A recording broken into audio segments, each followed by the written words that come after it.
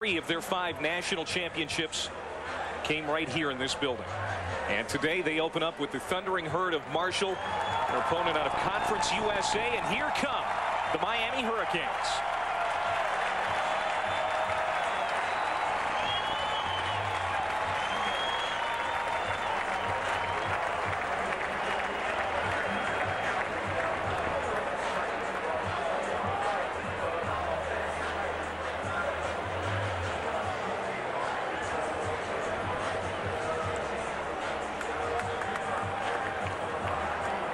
It's a hot day here in South Florida.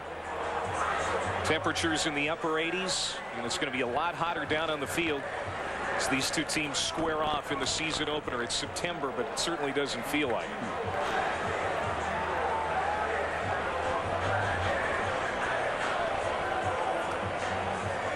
Miami and Marshall getting ready to go. Let's go back to Mike Gleason in the SportsCenter U studios as we get ready for this one. All right, thanks a lot, Clay. So there you have it, the first ever Sights and Sounds here on ESPNU. The Miami players, defense was not a problem last year, so Randy Shannon obviously would like to get it rolling. What has to happen for the Canes here this afternoon? They've got to have consistent quarterback play from Kirby Freeman, and I think they went with Kirby Freeman because they've gone the Kyle Wright route, and it did not pan out. He's had multiple chances. Give the next guy a shot. They're going to have a solid running game, going to have to come up with some answers at wide receiver, but I think they've got the players defensively to win 9 or 10 games if they play well at quarterback. Well, Miami, it's the debut for Randy Shannon. He's been involved with 3 national championships. Let's go back with Larry Coker, Clay Vatnu. Marshall and Miami in the season opener here at the Orange Bowl, the final home opener for the Hurricanes at this storied stadium. And they're getting ready to take the field at the Orange Bowl for the final time in a season opener. Here come the Hurricanes.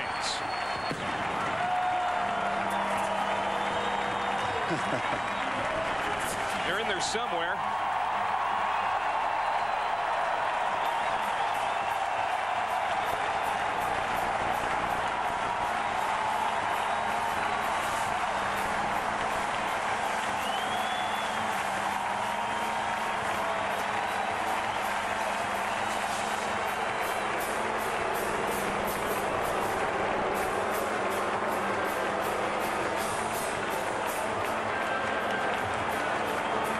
Their opponent today, the Marshall Thundering Herd, coming out of their dressing room.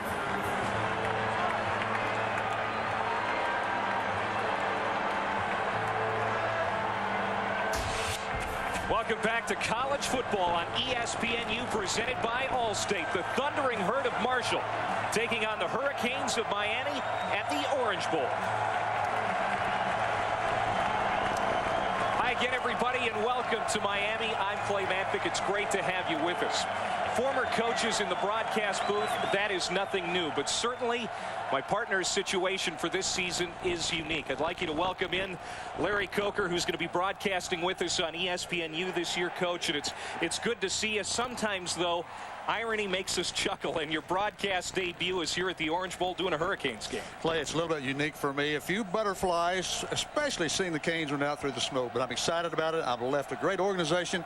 I'm with another great organization with ESPNU. We're glad to have you on board. Let's talk about Randy Shannon, the 41-year-old coach who's also got some butterflies, I'm sure, here today. He was your defensive coordinator for 6 years. Randy did a great job coaching our defense, and I'm really happy for Randy. It's time for him to take over, and he'll do a great job at the University of Miami. Well, he had a decision to make during fall camp. There was a quarterback controversy in Miami one more time. Kirby Freeman or Kyle Wright? They decided to go with Mr. Freeman. Well, we evaluated Kirby in our summer camp. Great release. You see it there, a tight spiral, great release, excellent passer. And he was the MVP of your bowl game last year, Coach. But when you take a look at his statistics, one thing pops out, those 8 interceptions.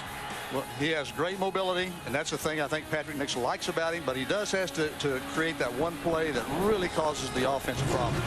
Miami taking on Marshall today in the season opener, and the Thundering Herd hasn't been the force that they once were since leaving the MAC for Conference USA, but they are hopeful. Certainly, however, losing their star defensive end, Albert McClellan, not going to help matters. Well, that's a huge loss for them. The Conference USA Player of the Year. You don't lose a player like that without missing him, but they're excited about it. They're excited about the opportunity to play in South Florida. Fifth-year senior quarterback Bernard Morris will run the offense. Marshall's fate really appears to be in his hands. No, he's a senior player. A little bit like I mentioned with Kirby, Bernard has an opportunity to really play well, but that one bad play really makes it difficult. All right, Coach, your first keys to the game. All right, keys to the game first for Marshall, I think, is they've got to limit their turnovers. The games they lost, they turned the ball over. The games they won, they did not turn the ball over. Secondly, they have to be able to run the football. Marshall kicking off to start. And Ryan Hill back to return for the Miami Hurricanes at the 25. Coming to the near sideline and pulled out of bounds at the 34-yard line. So pretty good field position to start here for the Miami offense. Well, the short kickoff, obviously kicking off from the 30, the new rule, you're going to get some good field position normally. So Kirby Freeman will bring his offense out on the field. He was named the starting quarterback on Tuesday over Kyle Wright, who's the opening day starter the last couple of years. Another hotly contested battle that certainly, Coach, you've seen firsthand. Well, I have. Here's the first play of the season for the Miami Hurricanes, and it's a completion out to the right side. Caught by Lance Leggett, the top returning receiver for the Hurricanes. And it's going to be close to a first down. That's a good start because Lance Leggett has to have a great year for the Canes this year. And again, to have a completion to start with. Kirby's that type player. Most quarterbacks are. You need to start with something good happening. And they just did. There you see Freeman, junior out of Brownwood, Texas. So first down and 10 for Miami. Got it just shy of the 44-yard line. Handoff. Javaris James, who started the final 10 games as a freshman last year, looking for a great sophomore season.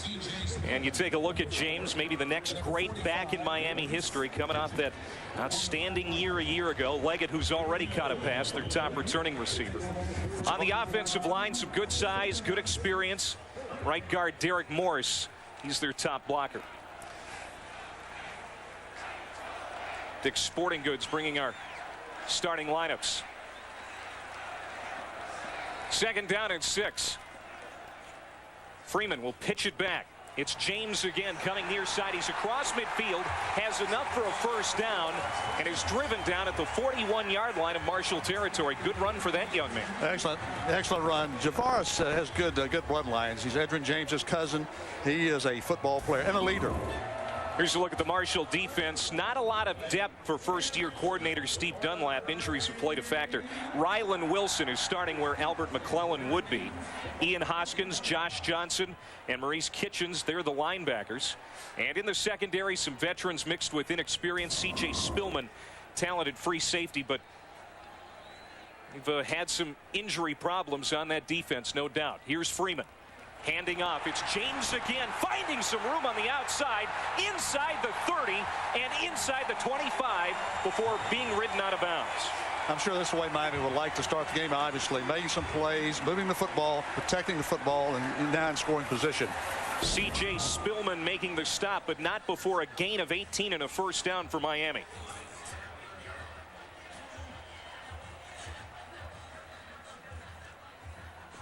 Yeah, it's really some nice blocking in the front for the University of Miami offensive line.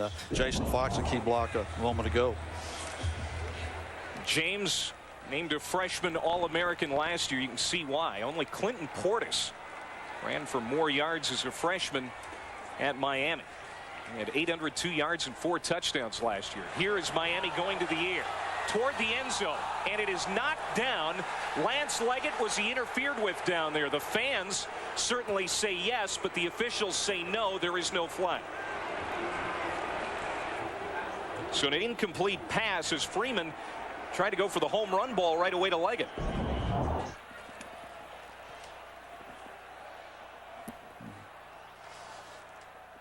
Well, yeah. Yeah, look like a call to me that should have been made. You can face guard in college football, but you can't interfere with it. You can't make contact.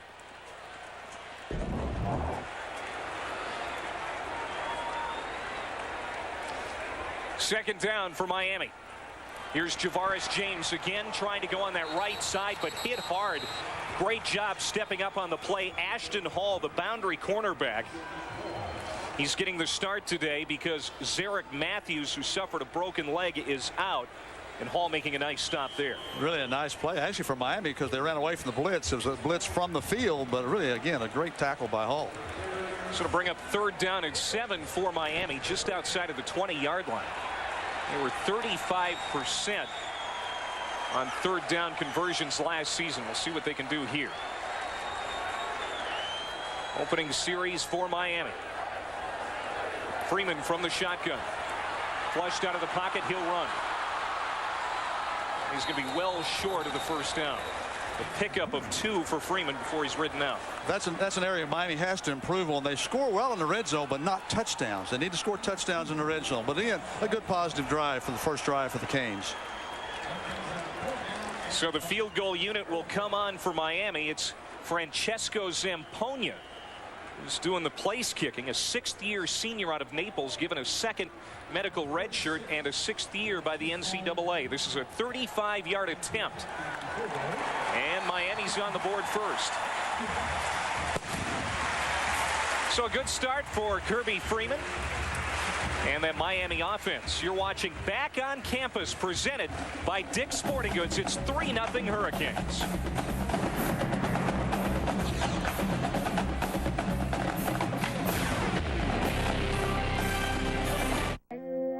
Let's face it, life is unpredictable.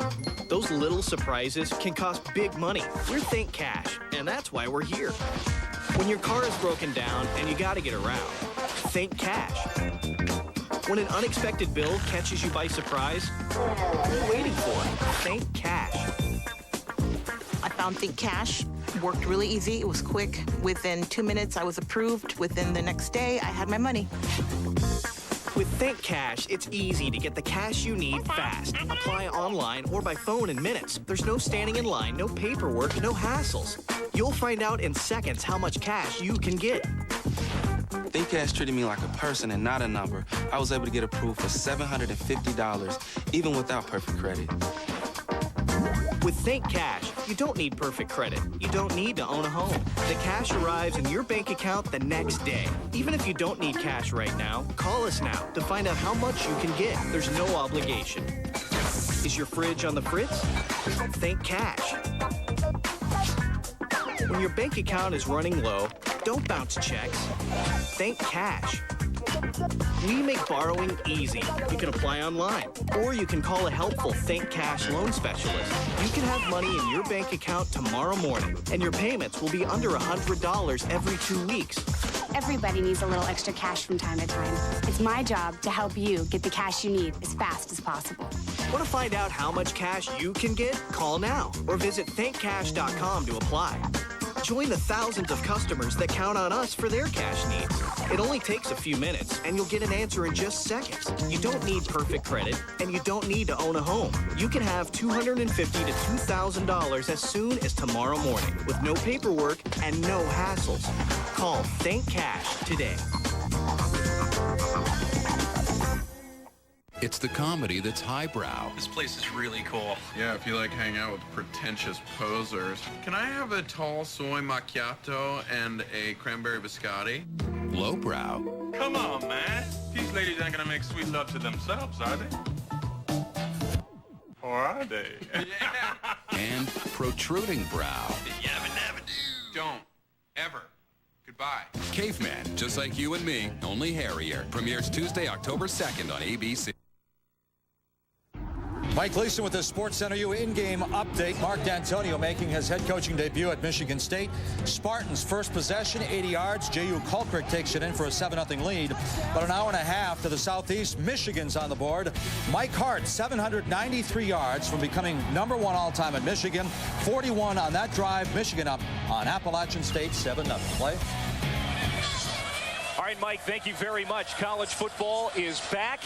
And we are happy to have you along here on ESPNU. We're at the Orange Bowl. Miami already on top, 3-0.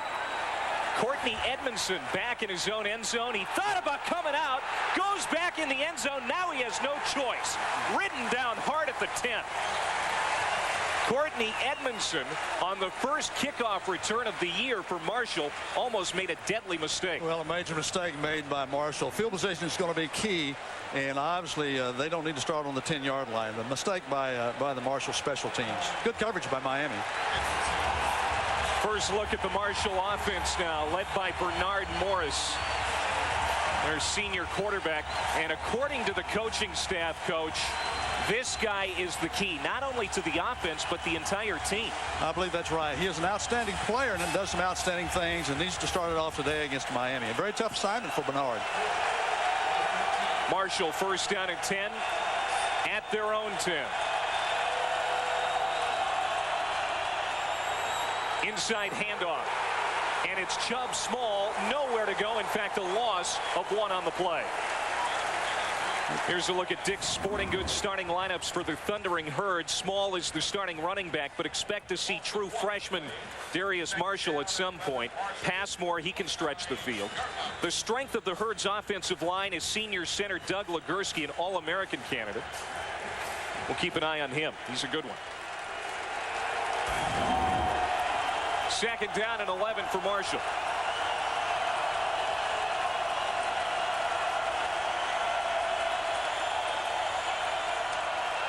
Morris steps up, has a little running room left side, trying to get the first down, and does. I think that's a huge play for Marshall. Get out of their own end zone. A nice job of Bernard Morris. Excellent job. A pickup of 12 and a first down before he was pulled down by Kenny Phillips. Here's that Miami defense, which ranked 7th last year in total D. No question, Calais Campbell, the defensive end, with 10.5 sacks last year, is the star. John Beeson gone from that linebacking core, so it's McCarthy, Gooden, and Adkins this year. And the entire secondary is expected to play today, but no doubt, Phillips making his 22nd start. He's the leader back there. First down and 10. And we get a whistle. Like procedure penalty against Marshall.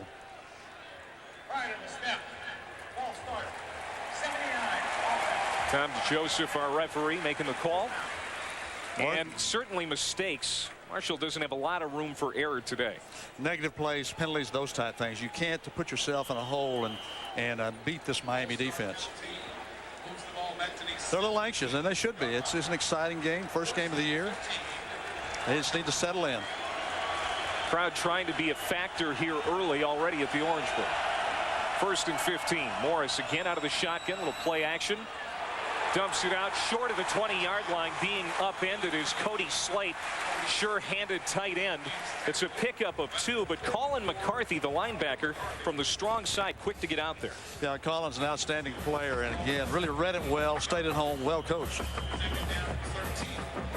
McCarthy is expected to play a major role this year. He's got some great football instincts. I think that's his key. He's a very instinctive football player, just makes a lot of plays, as the great Miami linebackers have done in the past. Second down and 13 for Marshall. This is their opening offensive possession. Morris fires it out into the flat. Darius Marshall, he's that true freshman running back we talked about. He's got some pretty good hands. Makes the catch there, a pickup of 5, but a punting situation here for the Herd. Well, that's a win certainly for Miami's defense to hold them in the hole and make the Herd punt. I'm looking forward to seeing Darius Marshall. There's a lot of things I've heard that have been very positive about him. Check that. That's going to bring up 3rd down and 8. Marshall 45% on 3rd downs last year.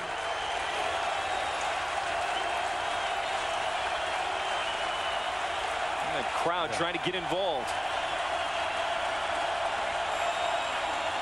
5 receivers set. Morris goes to the air. Over the middle, has a man. It's caught at the 45 and into Miami territory. Great catch there by Emmanuel Spann, the junior out of Atlanta, the team's 2nd leading receiver from a year ago. A 28-yard pickup, and Marshall's in business. I think that's what they need to see from Bernard Morris, that type play. A lot of poise in the pocket, good protection. Marshall has outstanding receivers. Very nice job by Bernard and good protection. Marshall from the Hurricane 48. You can see, like Bernard sees it there, great protection. Give Marshall offensive line the credit. This Marshall offense under coordinator Larry Keck, who's in his 7th year as the coordinator. They've got a little more speed in this offense, and Spann is one of those speed guys. Now here another penalty flag. Well, 2 things early. Miami's 3rd down defense. First down. That was on right tackle Daniel Baldridge. There's a look at Mark Snyder in his 3rd season as head coach at Marshall. Of course, he's an alum. He's got to feel good about a couple of plays they've made, again, to get some field position and really control the clock somewhat.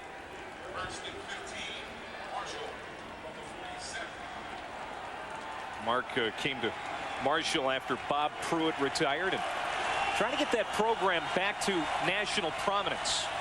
Of course, it's been a little tougher since moving to Conference USA from the MAC, and there it looks like the center Doug Legursky moved and then stopped and then tried to start again, and their penalty flags down again. Prior to the snap, false start, 66 offense, 5-yard penalty. That's the Remains 3rd first penalty down. on Marshall already, and we talked about those can't add up today. No, they can't add up, and that's the thing that, again, drives you crazy as a coach. Again, they've got to get that corrected. They've got to settle down. There's a look at the penalties last year. Or 10th in Conference USA, something they want to improve upon. And Doug Legursky is a guy that you expect certainly the best from, one of the nation's top centers. He's on the watch list for the Remington Trophy, the Outland Trophy, and the Lombardi Award. He's a good one.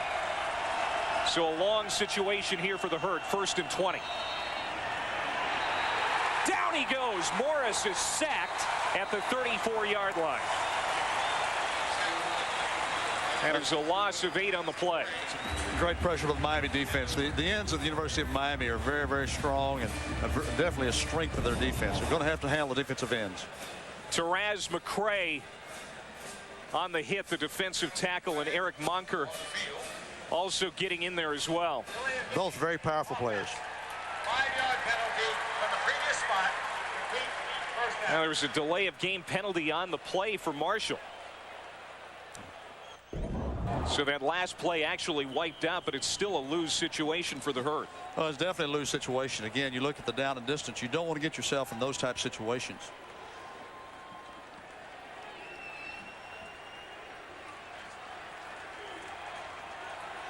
So now 2nd and 25. Marshall. Morris looks right, now comes back left, short. Ball is caught and then dropped. Incomplete. And it was intended for Courtney Edmondson.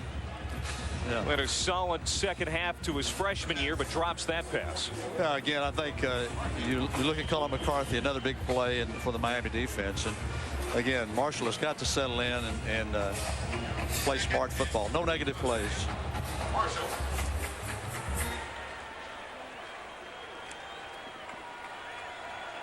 So it's 2nd down and 25 now. Play clock down to 5. Low snap. Morris steps up, had some time. Now the pocket collapses. And Eric Monker, the left defensive end, in there to bring him down for a loss of 3 on the play. Eric Monker is one of the most powerful players, probably the strongest player on the University of Miami team, and they're going to have to handle both the ends. You know, we were talking, Coach, about Monker yesterday. The coaches really think that this year is going to be his coming out party. What do you think? Well, I think so, too. He's got great ability from Carroll City High School, a great program here in South Florida. And he's going to have a great year this year, it looks like. So it's going to be 3rd down and 27 coming up. Monker was a starter early in the season last year, but got dinged up. He's hoping to stay completely healthy this year. Interesting call here. On 3rd and 27. Throws it underneath, and it's picked off. Inside the 5, Tavares Gooden.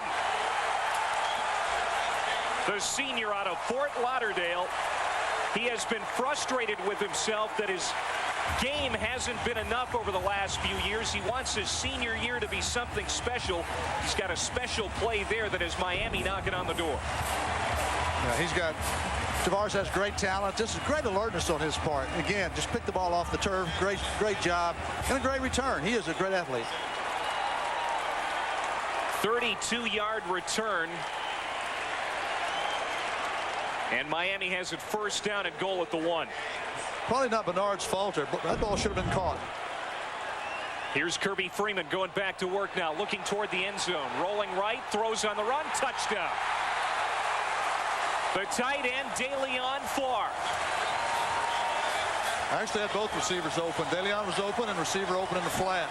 Really a nice play call by Patrick Nix. Another guy hoping to have a breakout year for the Canes. He's got his first touchdown, and it's 9-0 Miami.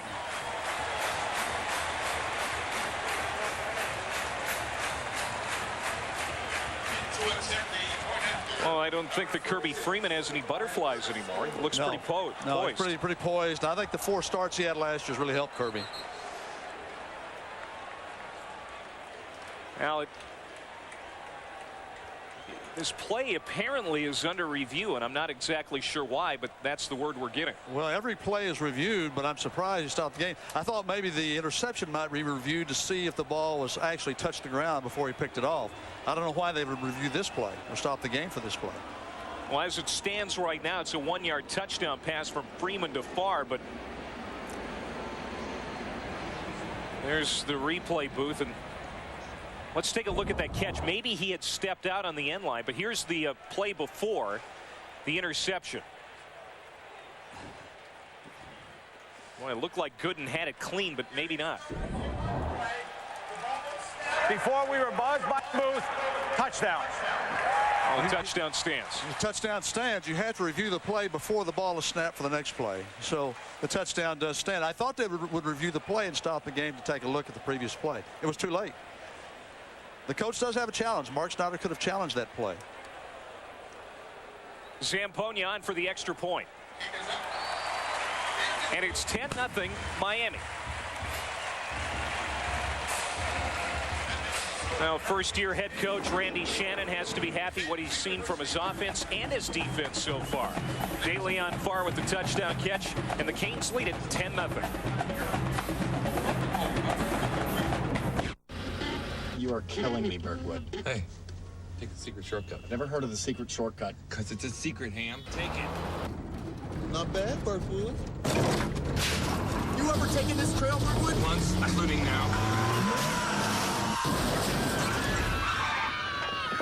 Now would be a good time to have accident forgiveness. Not too bad. Or new car replacement. Your choice auto insurance, only from Allstate. Are you in good hands?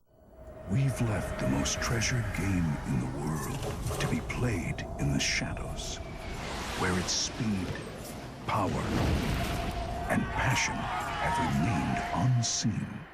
Now, a new stage is set, with new stars bringing light that soccer's time has come.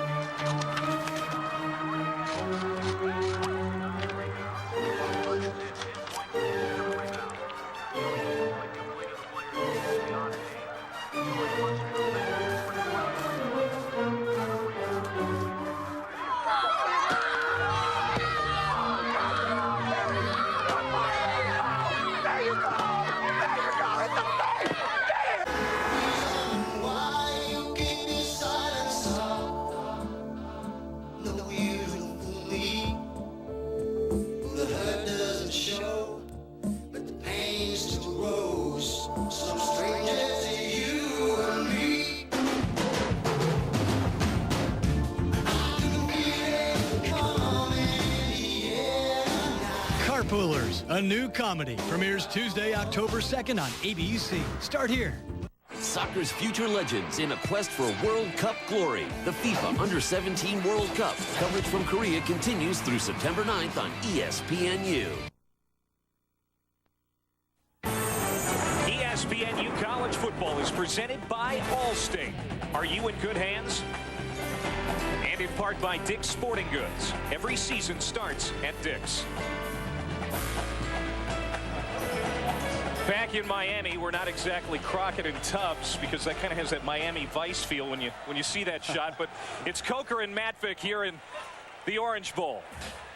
And Courtney Edmondson, he's going to bring this one back for Marshall out across the 15. And again, good coverage on special teams, Larry. We're going to go to Sports Center U and Mike Gleason for an update. Well, Clay, we told you Mike Hart scored for Michigan. Didn't last long. Appalachian State came right back. Armani Edwards to Dexter Jackson.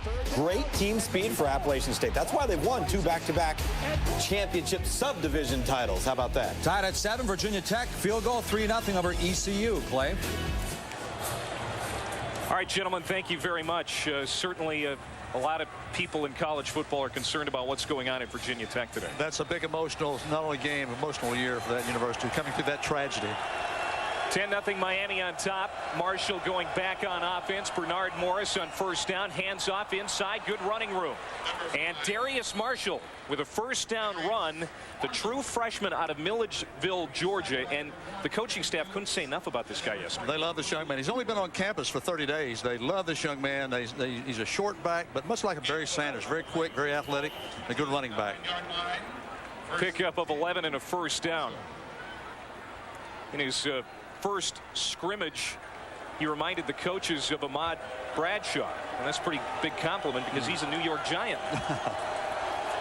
First down at 10. They go back to Marshall. This time a short pickup, 2 yards on the play. I think they're trying to establish the run a little bit and try to make sure and settle in and really do some things to maybe throw Miami's defense off just a little bit and wear them down a little bit. How is heat going to play a factor here today, especially for the Marshall Thundering Herd? They practice up in Huntington, West Virginia. It's not nearly as oppressive as it is down here. It's going to be a huge factor, especially depth, and especially in the second half. Again, another penalty by Marshall, which again, there have been too many so far, even in the first quarter. That's the 5th on Marshall already. But the heat's going to be oppressive. It's you think you've been in hot weather, but until you add the humidity of South Florida, it's not a little bit different. It's a lot different. Well, this Marshall offense hasn't been able to get any traction here so far, in large part because of these penalties. They're facing a first down and 15 now. Morris has been out of the gun the entire game. Sends Passmore in motion. He keeps. And he is going to be brought down short of the 35-yard line. A pickup of 9 on the play, but well short of the first down. Very athletic move by Bernard Morris, though. He forced a missed tackle in the open field, and a very, very impressive move and a good finish to the run. This is what they need. Now they've got a makeable distance now, a 2nd down and 5.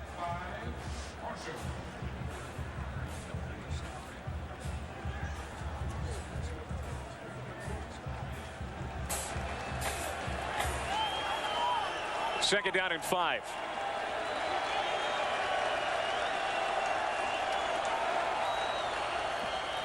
Morris comes to the near sideline. It's Marshall coming back for the catch. And it's going to be close to a first down. It depends on the spot. It looks like he's going to be a yard or so short. I think they ruled his knee down after the catch. I think it would have been very, very close to the first down. But again, a very makeable distance coming up for the Thundering Herd. They'll bring up 3rd down and a long 2 after a gain of 4. And Marshall very fast. A lot of substitutions for Miami too. They're trying to match up with the personnel that Marshall's sending in. And you see Marshall substitute, and you're going to see Miami substitute. Now we got a timeout called on the field. Marshall wants a timeout. This is a key. This is a key possession for the Thundering Herd. Very key possession for them. Let's get an update from Sports Center U and Mike Gleason. Well, Clay, senior year for Anthony Morelli at Penn State. So far, so good. Yeah, it's put up for shut-up time for Anthony Morelli. His 2nd touchdown on the day. That's when you see him buy some time to Mickey Schuler. Penn State off to a nice start in the early going. Up 2 touchdowns, 14-0 over Florida International. Back to the Orange Bowl, Clay. All right, thank you very much.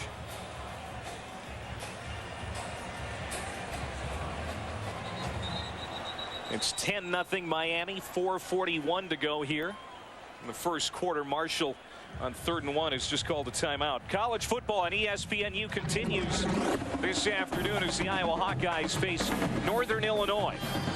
This afternoon, college football presented by Allstate starting at 3:30 Eastern. For more information, log on to ESPNU.com. So what do you think Mark Snyder's looking for here? Well, he's looking for a first down here. They really need to make this first down to keep their defense off the field and keep this drive alive.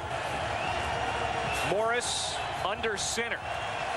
He's got 2 receivers to the left. He's going to keep it himself. Tries to get around the right corner and can't do it. He is driven back, but the question is, did he get enough for the first down? McCarthy and Phillips combined on the tackle. Well, that's a great play by McCarthy and Phillips. Again, tackled high, drove the quarterback coming back. I thought it was an excellent call by Marshall. It's going to be close to the first down. I don't believe they made it. It's going to be very, very close, and it looks like we're going to get a measurement. Well, Bernard Morris can run. He was the 2nd leading rusher last year with 324 yards and a couple of touchdowns on the ground. And they go to him there on a 3rd and 1 situation. Well, I think, again, a good call, running the option. He kept the football, and it'll be interesting to see. But what I've seen so far is Morris, the runner. He can do that. He got it by the nose of the football. Well, that was less than a nose. That was a short nose of the football. Sometimes that's all it takes. You're right. That is all it takes. You know, and it's important for Morris to get out to a good start this year because Mark Snyder told us, well, not in that many words, but he implied it, that he would not be afraid to go to Brian Anderson, who's the backup quarterback, if things with Morris don't work out early in the year. Well, exactly right. And the turnover obviously hurt Marshall early.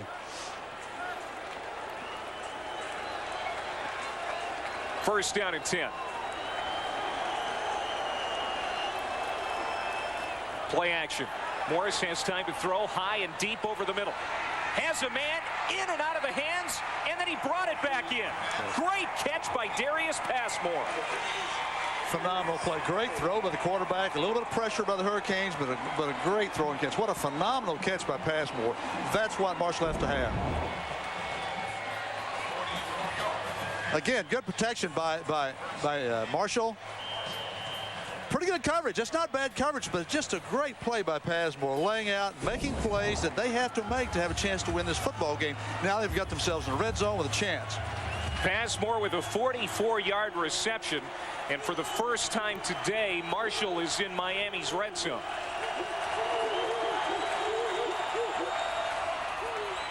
Handoff. Kelvin Turner getting his first carry of the day. Takes it around the left side, a pickup of 2. Again, Marshall is playing those running backs. They're arresting those guys, and I think that's very, very important to them. Key to the game, being able to run the football, and Marshall is trying to do that.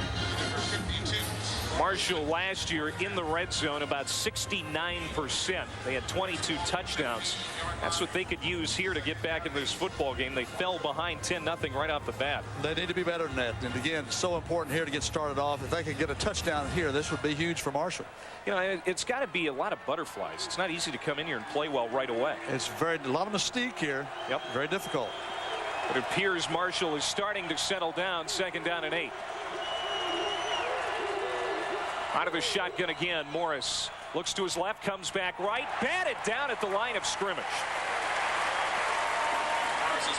Very nice job by Vegas Franklin, batting the football down, hands up, well coached defense. Clint Hurts, the defensive line coach from Miami. Nice job there. Again, a good call, a screen pass, just wasn't executed.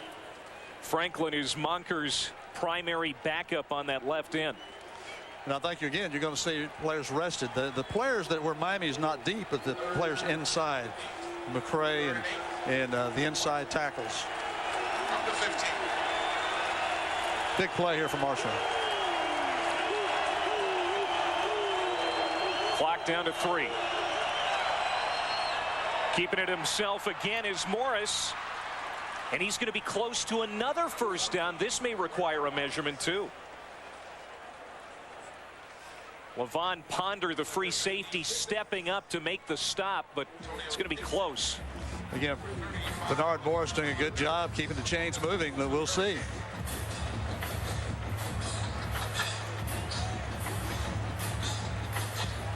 Well, they've decided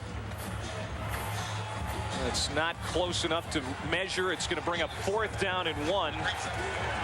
And it appears that they're going to go for it. I believe they are going to go for it. Probably a good call here. Again, you're on the road. You're trying. You're an underdog.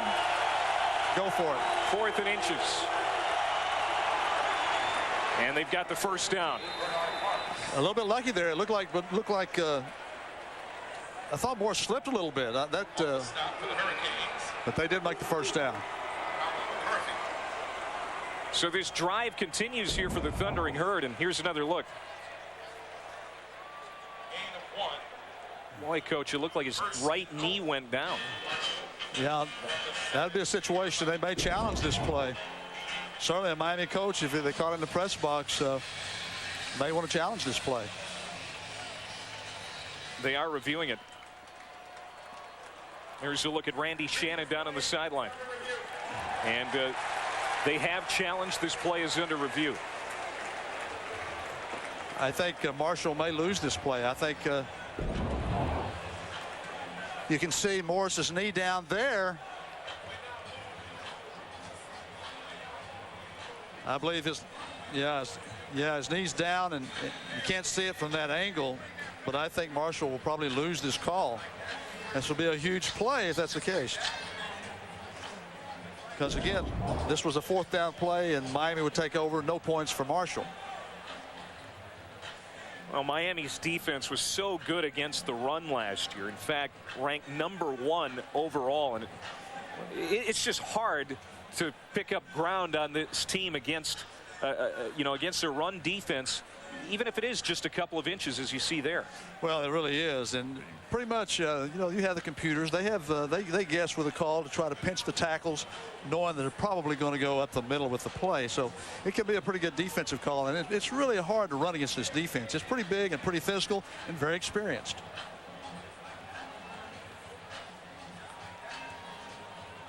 The ruling on the field has been reversed. It is ruled that the quarterback's knee was down. They never made the line again. First down, Miami.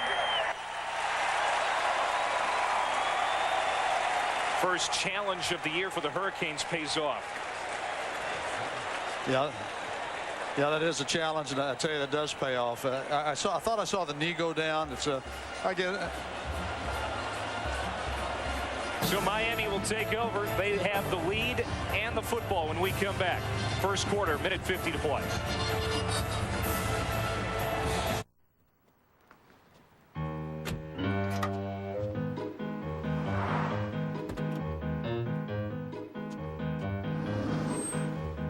Maybe your car is trying to tell you something.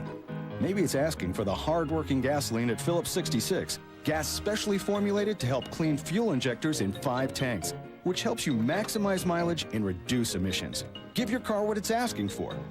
Give it Phillips 66. Hard-working gas.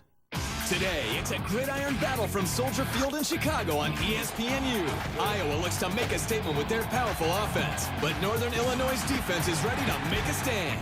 Iowa, Northern Illinois, today at 3:30 on ESPNU.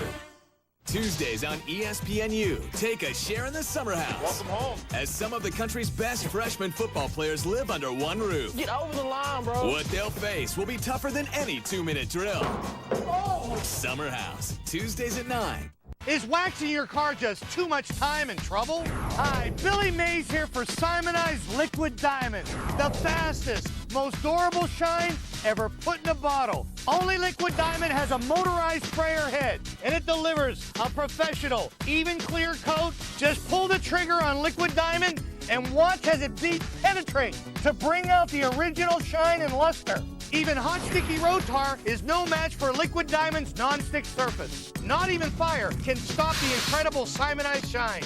Call now and you'll receive a huge bottle of Liquid Diamond and a microfiber mitt for only $19.95. We'll also include a set of 3 water-activated car wash mitts. You just add water to activate the soft touch soap that's in the mitt.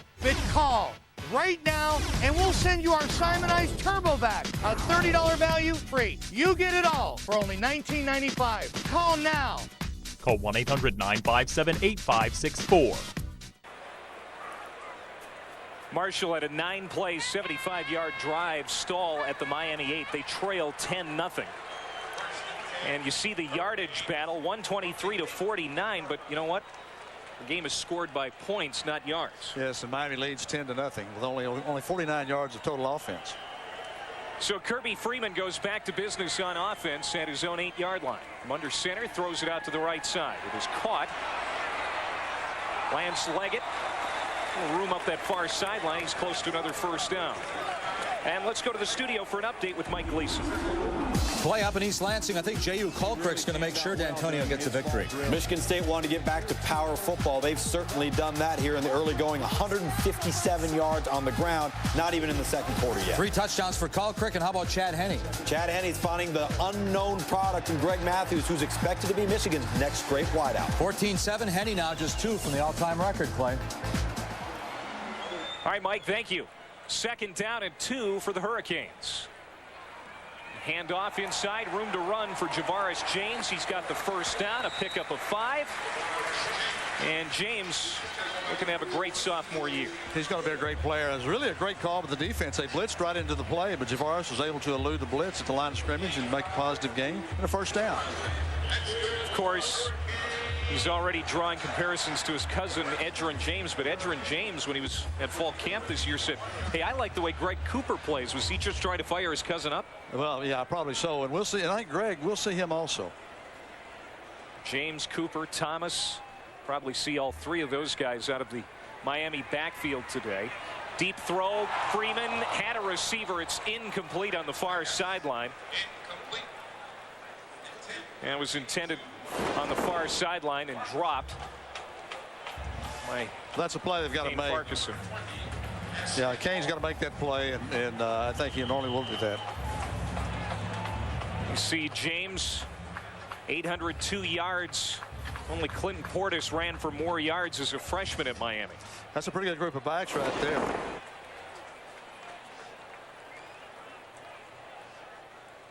Freeman on 2nd down and 10. He's going to go back to the air. He's 3 for 5 passing so far. This one is caught. Down at the 40-yard line is Ryan Hill. He made 8 catches last year after making a successful switch from defensive back to wide receiver. Looks good there on a play of 19 yards. Really impressed with Ryan Hill on this play. Nice job by Kirby getting it out and throwing on the move. But watch Ryan Hill. If you see him come back for the football, step in front of the defensive back. That's a great job by Ryan Hill. He made that play for Kirby Freeman. It's called teamwork, right? 8 catches, 77 yards last year. Sophomore out of Tallahassee, Florida.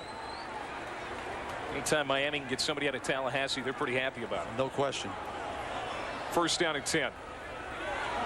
Nice cutback coming up the near side. And just short of the midfield stripe is Javaris James. Boy, you can see his elusiveness in that backfield. Ashton Hall made the stop. Javaris should have been tackled for a loss there. Great job. He made the 2-yard loss into a positive gain. That's what great backs do. Javaris just did it on that play. A gain of 9, and he's about a half-yard short of the first down. Right there. Should have been a tackle in the backfield for a loss, but not with Javaris James. He makes that first one miss. Really a nice tackle in the secondary by Marshall. James 6 carries for 50 yards so far today. And we're just about ready to wrap up the first quarter. In fact, that is going to do it. So James already halfway to 100 yards. Good first quarter for the Miami Hurricanes in their final home opener at the Orange Bowl. They lead at 10-0 over the Marshall Thundering Herd, and a successful start to Kirby Freeman, who was giving the starter quarterback job on Tuesday. So far, everything good here at the Orange Bowl for the Canes. The FIFA Under-17 World Cup continues through September 9th on ESPNU. Jack Link's Beef Jerky presents Messin' with Sasquatch.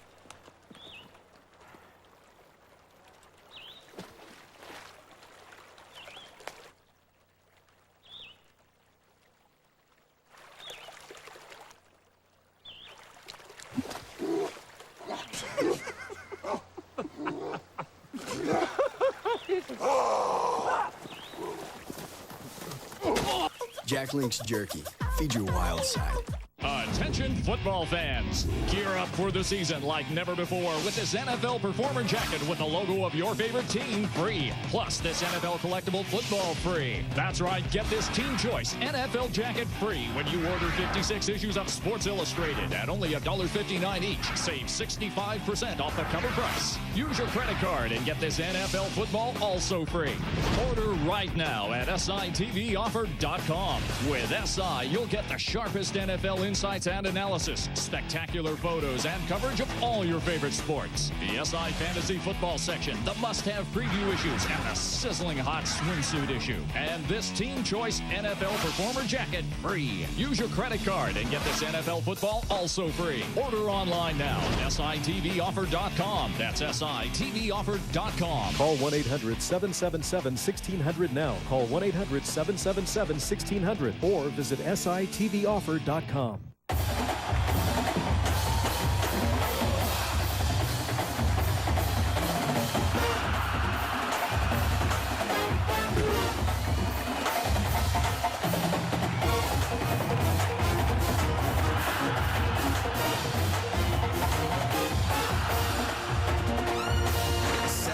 Football on ABC, presented by Southwest Airlines. Tennessee versus Cal, tonight at 8 Eastern. College football lives here. We've played one quarter, 10-0 Miami. Here are the storylines thus far. And the Herd knew that they couldn't turn the ball over today. Well, they had one in the first quarter, and it led to a Miami touchdown. Great job by Tavares Good. And, of course, Kirby Freeman, given the starting nod on Tuesday, looking good so far. Kirby's a playmaker. He can make things happen. What a great start for him. Miami's got it to start the second quarter near midfield.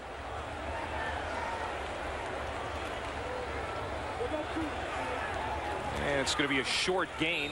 It looks like it's enough for the first down for Greg Cooper. And you talked about Cooper. We'd probably see him while he gets the first carry of the second quarter. Now, we signed Greg a year ago, and he went to prep school and was a player of the year in prep school. He's explosive, got great speed. I think he's a weapon. He's created a lot of buzz around here. A high school kid out of Tennessee. Right, player of the year in the state of Tennessee. It was enough for the first down, 1st and 10. 3 receivers set for Miami. Again, they go back to Cooper, straight ahead across the 45 to about the 43-yard line. Let's go to the studio with Mike Gleason. Play an emotional day in Blacksburg. ECU may have felt like sacrificial lambs, but they're not playing like it. Tough in the early going for the Hokies, and let's not forget East Carolina, a bowl team a year ago, as Judge Smells would say. They're no tremendous slouch. Short touchdown, as well as Tim Tebow gets a short one. Isn't it shocking that he would get a 1-yard run touchdown? Yeah, Harvin was stopped at the 6-inch line. Clay. 6 plays. All right, thank you very much, Mike. And Florida and Miami will not meet this year. They'll meet next year, though. Right. Pitch back. Cooper again has some speed, and he's got another first down. At least it appears that way. A pickup of 4 for Cooper. Rylan Wilson, the defensive end, making the tackle, but it appears that Greg Cooper has enough for another Miami first down. Indeed, he does. They'll move the chains. It does. A nice downhill run. Good blocking to the right side of the University of Miami line. Reginald Youngblood over at the right tackle spot. Derek Morris, the right guard. Well, Cooper took advantage of some extra reps in spring ball after James went down with a minor knee injury. And, you know, he really hasn't slowed down. He really looks good. He looks good. As Edgerrin James said in practice, this guy works hard. He's going to be a terrific player at Miami. 2 receivers to the left for Freeman. On first down, looking to throw. Steps up, and he'll run. Very safe play there for Kirby Freeman. And, you know, he is a little bit more run-oriented than Kyle Wright. I think that's going to be a bit of his maturity to see if he gets away from that just a little bit. But certainly he is more than Kyle. But run the offense and use the run maybe as the last resort rather than the first resort. All right, now put yourself in Mark Snyder's situation this past week. He had to prepare for 2 quarterbacks. The defensive coordinator, Steve Dunlap, he had to prepare for 2 quarterbacks this. Well, he did. It makes it very, very difficult, especially you have a guy that can move the pocket. And Kirby can do that.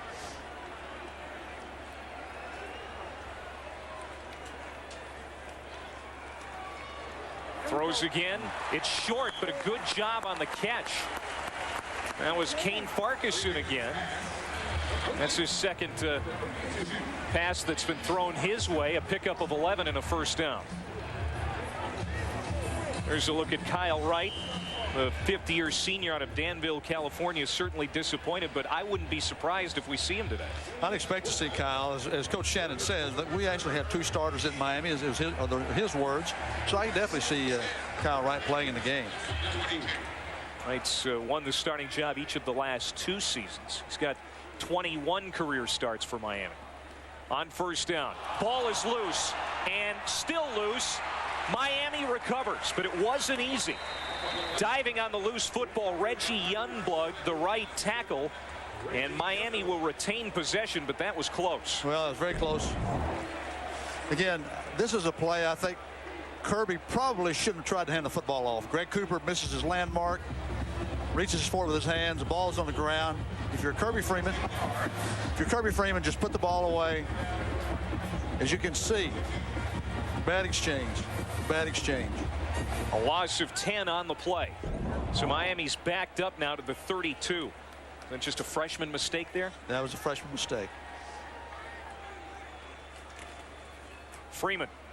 He'll go back to Cooper and tried to spin out of a tackle, but pulled down at the 27-yard line by Johnny Jones. But they go right back to him. I think that's a good call. Go right back to Cooper and give him a little confidence. Let him know, hey, yeah, you made a mistake. Forget about it and press on. Move on.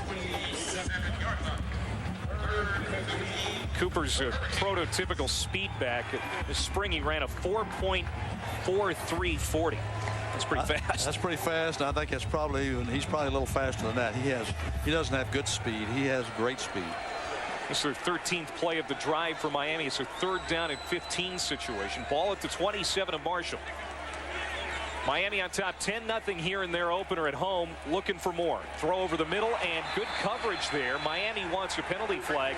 I think that was just good coverage there. Ryan Hill draped by Aaron Johnson in the secondary. Well, that was great coverage, and again, reach across the body, deflect the football. A great play by Marshall. That's the play they needed to hold Miami to a field goal attempt. And the field goal crew will come out for the Hurricanes. Zamponia has already knocked through a 34-yarder. He has a very strong leg. This is not a gimme, but he has a very strong leg. A left-footed kicker. You don't see many left-footed kickers, by the way. No, you don't. This is a 44-yard attempt. It's up on the way. It has the distance. Is it accurate? No. He pushed it to the outside. So Zamponia misses from 44. It stays a 10-point game. 10:59 to go before half. Hurricanes on top. Yeah, this head ball, coach. Hey, I told you he could really go.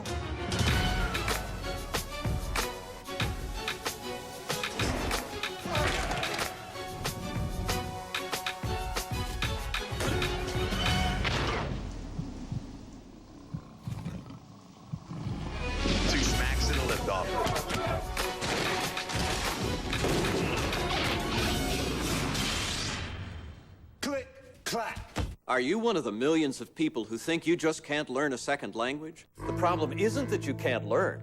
It's that you've been using the wrong method. Well, thanks to our breakthrough software called Rosetta Stone, learning a new language is now incredibly easy and a whole lot faster. I've probably learned more in the first 2 weeks than I have in months of taking formal classes. Unlike traditional methods that require hours of tedious translation and memorization, with Rosetta Stone, you're actively engaged in each lesson. From the very beginning, you'll see real-life images and hear native speakers. El caballo está saltando. This powerful combination teaches you to think in a new language, not memorize, so speaking comes naturally. You'll learn far more easily and more quickly. I've used a lot of different mediums, the books, the tapes, and it just, bar none, it's the best one that I've ever used. I was one of those people who thought they could not learn a language, and I needed to learn a language for my job, so I needed to learn Spanish. And I learned Spanish quickly, and I did it through Rosetta Stone. Rosetta Stone is so fast and effective, it's used by the U.S. State Department, NASA, the FBI, and top Fortune 500 companies, and is the world's leading language learning software. It's almost like having your own person there teaching you, your own private tutor who is just very relaxed in your home with you, sitting there teaching you the language. Rosetta Stone is the fastest way to learn a new language. And to prove it, we'll send you our amazing demo CD absolutely free when you call. There's no obligation to buy.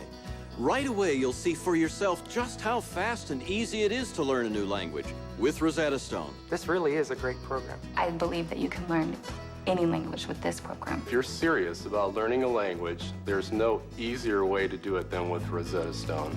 Call the number on your screen now and see for yourself why Rosetta Stone is the fastest way to learn a language, guaranteed. ESPNU College Football presented by Allstate. It's brought to you by Citi. Let's get it done. And Dick's Sporting Goods. Every season starts at Dick's. 10-0 Miami. And there is a gator looking on.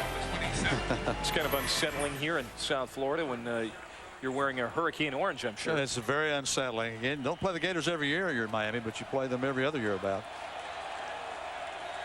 So after Miami had a 14-play drive, result in no points after the missed field goal, here's Marshall back on offense. Bernard Morris, the quarterback, trying to find some room along the far side. He picks up one. Good coverage there defensively, getting over there Vegas Franklin, and he's made a footprint here in this game already.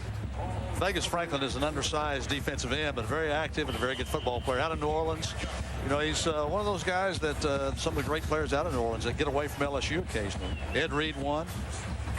Reggie Wayne was one. Senior out of Reserve, Louisiana. 2nd down and 9 for the Herd. Okay. 3 wide receivers rolling near side as Morris. Penalty flags down, and so is Morris. Spun down at the 23 by Colin McCarthy. The early indication is that this is against Marshall, and it is. Well, that would be penalty number 6 against Marshall, and mistakes have been costly already for Marshall. Well, I think they went by the Canadian rule here. The Marshall did. I think he had 2 people moving at the snap, and obviously they can't do that south of the Canadian border. and we're plenty far south of the Canadian border. We're way south of the Canadian border. Wow, it is about 90 degrees here today. At the snap, the penalty is declined. 3rd down. So 3rd down coming up. Yeah, they took the negative play, didn't need the penalty. It's always an interesting stat, penalties called and penalties marked off. It's just been a problem with rhythm and getting everybody in sync here in the first half for the Thundering Herd. Well, the defensive coordinator is new. The offensive coordinator isn't, so it's a little bit of a surprise for Marshall.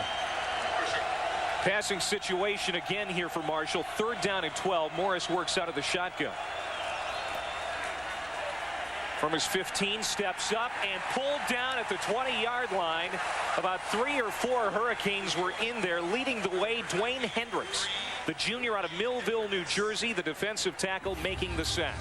Clay, I will tell you this: there was no place to throw the football. There's a 3rd Miami sack. Pretty good protection. He steps up. You can't see downfield. There's no place to throw the football. Everybody is covered. Great pressure by the University of Miami inside people. Dwayne Hendricks. Greg Cooper back to return this punt from Anthony Binswanger. High snap. Binswanger gets it away. End over end kick taken at the 43 to the 50. Getting away is Cooper, and now across midfield, penalty flags come in. A 9-yard return, and penalty flags come in.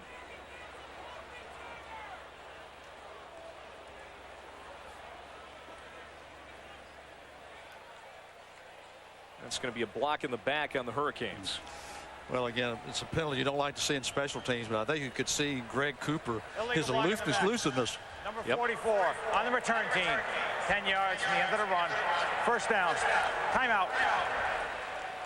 That's the first penalty on Miami. They've done a pretty good job. They'll have it when we come back, leading by 10. What about last quarter? Sales? Yeah. 4.6 million. Is that gross or not? Oh, net. I bet you get a nice bonus. So it's good. Again, that's very impressive. We're hoping for 20%. You know what? Those numbers are very different.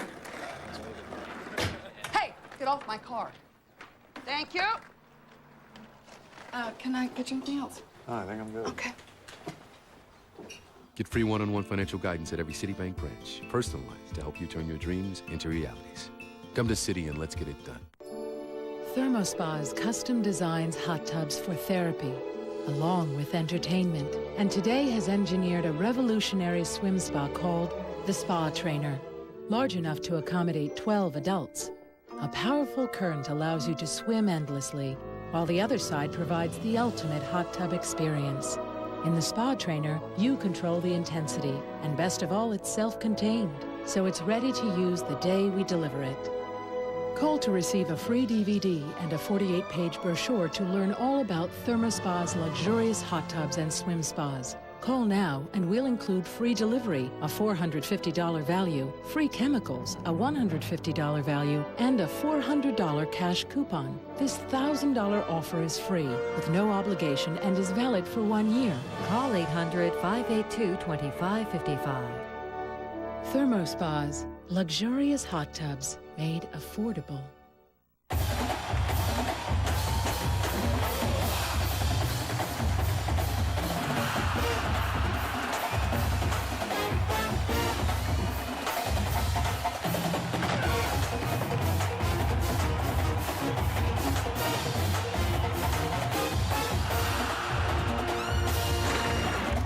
ESPN College Football Primetime. Florida State versus Clemson. Monday night at 8 Eastern. College football lives here.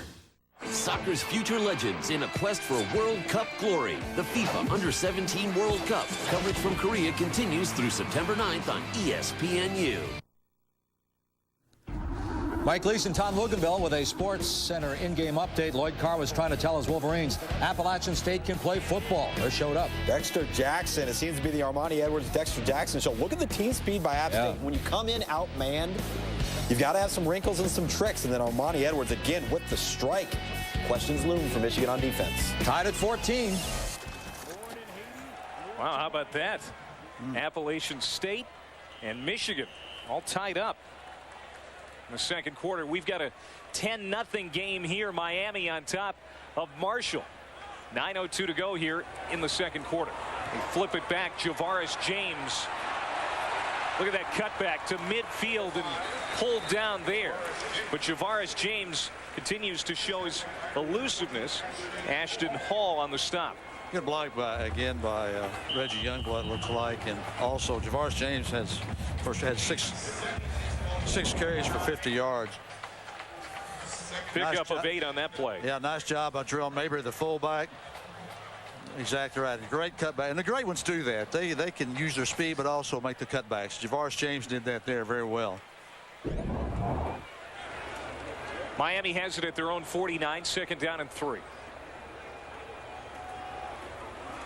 Freeman has it up for the first down, and the reception, Richard Gordon, the sophomore tight end. And Miami is looking for a tight end to step up now that Greg Olson has gone to the NFL. Maybe he's the guy. Well, he may be the guy. He has tremendous talent, has great speed. He's 265 pounds and can run a 4.4 here from Norland High School in Miami. And he's got a great talent. He's only been a tight end since the spring. He didn't play a tight end in the spring. He was a defensive end. So he's just been moved. And we've been told he's going to also return some kicks this year. I hope we see that. 6'4", 260 returning kicks, and he's got the speed to back it up. Another ball that comes loose. The exchange from Rockford to Freeman, and it looks like Miami keeps it. Rockford has snapped a lot of footballs at Miami, so you don't expect to see many balls on the ground. John Rockford being the center, but again, a couple of mistakes. One on an exchange, one on a snap.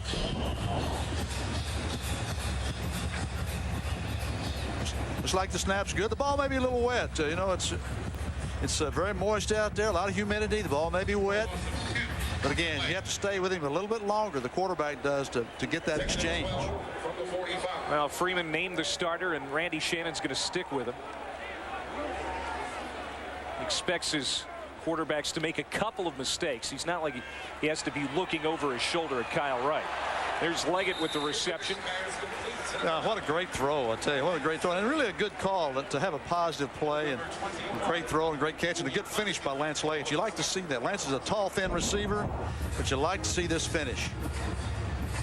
Look where this ball is placed. Right in the hands. Good hands by Lance. Watch him finish. Protecting the football. He lets it get away from his body a little bit, but a nice job on the finish. Puts himself in a makeable third down play. Pickup of 7. That's the 3rd catch already today for Lance Leggett.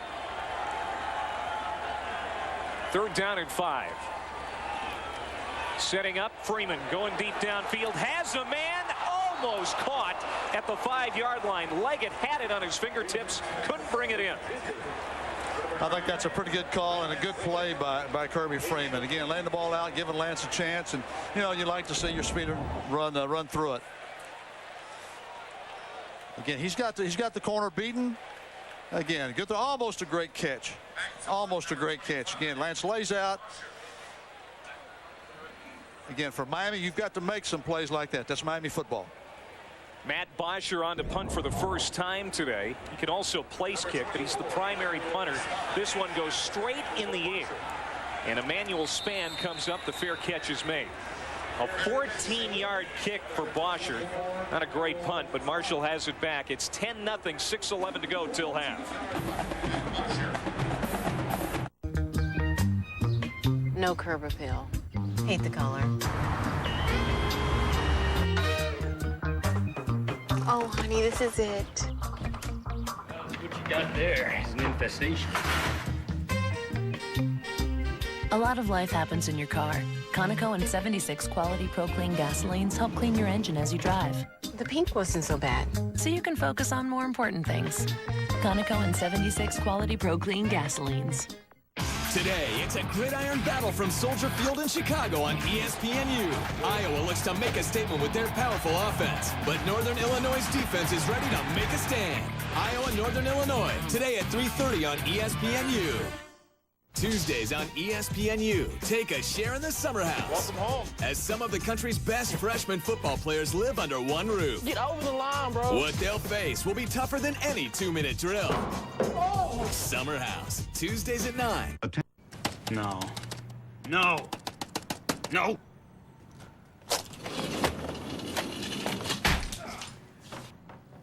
What? Had a virus. Computer's not the problem, Mr. Tucker. It's your network. With Verizon high-speed internet, you'd have a dedicated line and automatic security updates every 3 hours to keep viruses out. You could also get firewall and spyware protection. Step up to Verizon high-speed internet for one low price. When you do, you can add the most advanced security protection available for just a few dollars more. Get internet service 20 times faster than dial-up, plus the unsurpassed protection of the Verizon Internet Security Suite, all on the network you know and trust. You giving rides? Not today. The speed you need, the security you deserve, all on a dedicated line. Order Verizon high-speed internet for one low price and get the Verizon Internet Security Suite for just a few dollars more. Visit us online for an even better offer or call 1-800-638-8983 now. Verizon, it's the network. ESPNU College Football presented by Allstate. It's brought to you by Dick's Sporting Goods. Every season starts at Dick's. College football is back on ESPNU. It's the home opener for the Miami Hurricanes, the last home opener for the Canes here at the Orange Bowl. This stadium is going away as far as this program is concerned. They're moving on to Dolphin Stadium next year. And we've got a quarterback change for Marshall. Brian Anderson, the backup, in there. Bernard Morris is out. And on the first play, they go to the ground. Chubb Small, a short pickup. We'll talk more about Anderson in a bit. Let's go to the studio and Mike Gleason. And Tom Luginbill, Appalachian State has speed, but also maybe an illegal pick here, you think? Well, in coaching, we call them rubs. Rubs are legal, picks are illegal. A member of the Artists, formerly known as Division I AA, taking it to the Wolverines. 21-14, Mountaineers. Mike and Tom, thank you very much. Brian Anderson, the new signal caller, into the game for Marshall. On play action, rolling to his right, looking for his first pass completion, won't get it. Brought down from behind. Brian Anderson, a true freshman. Brian needs to throw that football away. Don't take the negative play. You're outside the pocket. Just throw it out of bounds and rehuddle. Great job on pursuit by Eric Monker, the junior out of Miami. That is the 4th sack today for the Hurricanes defense. Well, that's not really surprising. They have great speed. Their ends are special. Marshall's starting field position has been average of 20-yard line. Miami's has been their own 48, so real advantage to Miami there. Brian Anderson on 3rd down and 13. This is his first series at quarterback. Looks to the near sideline, throws it high and out of bounds. Good coverage there in the secondary. Chavez Grant, the nickelback, was in on that play, and Marshall's going to have to punt. Really pretty good protection and pretty nice throw, but Marshall can't get into 3rd and 13s. You're not going to beat this Miami defense with 3rd and 13s. You got to get into makeable 3rd down situations. Anthony Binswanger on for the 2nd time today to punt away. He's standing inside his own 10-yard line. Greg Cooper is back to return again. He's at his own 37. Okay. And the kick is away. End over end. It's going to bounce at the 44 and take a Marshall roll. Cooper will let it lie. And Miami will take over 1st down and 10 at the 37-yard line after that 42-yard punt by Binswanger. Here's a look at Randy Shannon. He was your defensive coordinator for 6 years here at Miami before getting promoted. Oh, really had some great times. Randy did a great job with the defense, really attacked and of course won the national championship, played for another one with some great defensive play. 5 of the 6 years he was your defensive coordinator, Miami was in the top 7, including last year, in total defense. Just an amazing job. So here's Miami back on offense. They'll pitch it back to Greg Cooper. The sweep coming to the right side. He's out over the 40. Barrels his way to the 43-yard line, a gain of 7. Anytime that you run the sweep and your running back has a downhill path like Greg Cooper had that time, that's a good play. You're going to make positive yards. He made, what, 7 yards on that play. And again, right, keep attacking that way. There's going to be some big plays. Again, see the line and put it. Great job blocking out front. Great job. Chris Rutledge. We talked about the hype that he's received here at Miami. Apparently he's done a pretty good job downplaying. He's kept it in perspective. I think he has. He's a football player. He knows. I know his dad pretty well. He's a level-headed guy. He's not going to let his head get big. Well, Kirby Freeman steps away from center, calls a timeout, the first time that Miami has called a timeout here today. We're under 4 minutes to go until half. It's 10-0 Canes, and they just want to talk things over on the sideline. College football on ESPNU continues tonight with 2 games. First at 7 Eastern, the Purdue Boilermakers face the Toledo Rockets. Then at 10 Eastern, the Texas Southern Tigers take on the Prairie View A&M Panthers. Saturday, primetime college football presented by Citi on ESPNU. For more information, go to ESPNU.com. Beautiful blue skies here in Miami. And a great atmosphere at the Orange Bowl, as always, and I'm sure that's going to be the case here all season long. Now I got to ask you, Coach, this is a season opener. You've got butterflies, like you said before, but you've got to put it in a little different perspective. You're not down on the sideline. You're up here in a broadcast booth. What's it been like so far? Well, I'll tell you what, it's been fast. You guys go fast up here. They play fast on the field, but you go fast here also. Certainly a lot different. Just like football, it'll slow down after a game or two, I'm sure. I got a good vision, good view from up here. After the timeout on 2nd and 3, Freeman looking downfield. He has time, and he has a man downfield. Stepping in front and knocking it away is C.J. Spillman. The free safety getting in there and almost picked it off. Well, I like really a good 2nd down call. 2nd down, fairly makeable, but, trying to hit the big play.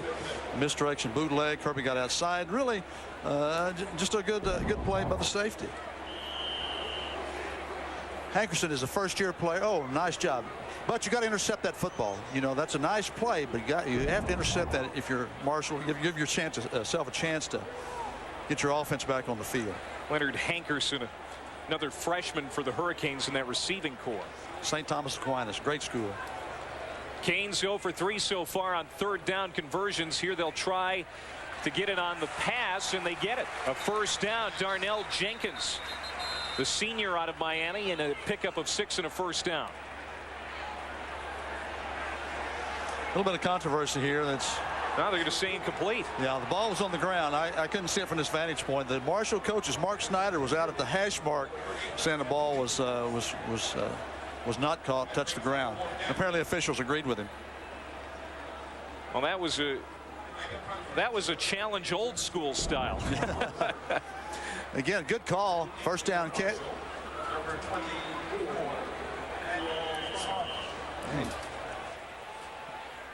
I don't know about it. Looks like it's a catch from this angle, and maybe the ball hits the ground off a fumble. So Marshall will take over. The fair catch called for by Emmanuel Spann, a 30-yard punt, and the Thundering Herd will have it at their own 27-yard line. If you're Marshall, you'd like to see this 3:39 go by and put something on the board. Go into the dressing room. They've played a fairly decent half. Go into the dressing room with something positive happening. Even a field goal would be great here. Yeah, they can go down by 7. It's not bad. Yeah, Calais Campbell doesn't like it, though. He's getting the crowd energized, and this guy's into it now. He likes to play. Bernard Morris is back on.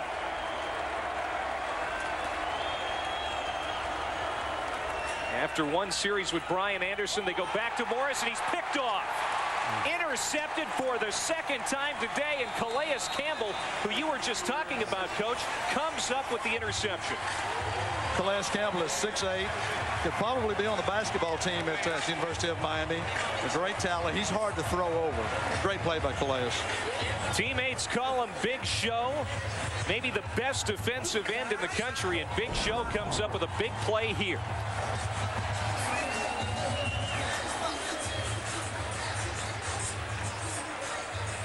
Nice job with the left hand. You can see Calais. He's really toyed with the quarterback a little bit. Mistake here. He's trying to hand the football off, and hey, just go down and put your offense on the field at the 24-yard line. You know, his mom is in town to watch this game from Colorado. We talked to her at the hotel yesterday. And his sister, yeah. She's got to be excited. They throw it out to Lance Leggett. Oh. And a penalty flag is down. Looks like there might be a face mask. You see Mark Snyder. It's been a frustrating first half for he and the Marshall Thundering Herd, especially when it comes to penalties, and it looks like another one here. Yeah, really a nice tackle in the open field on Leggett, but again, obviously the face mask is going to negate that.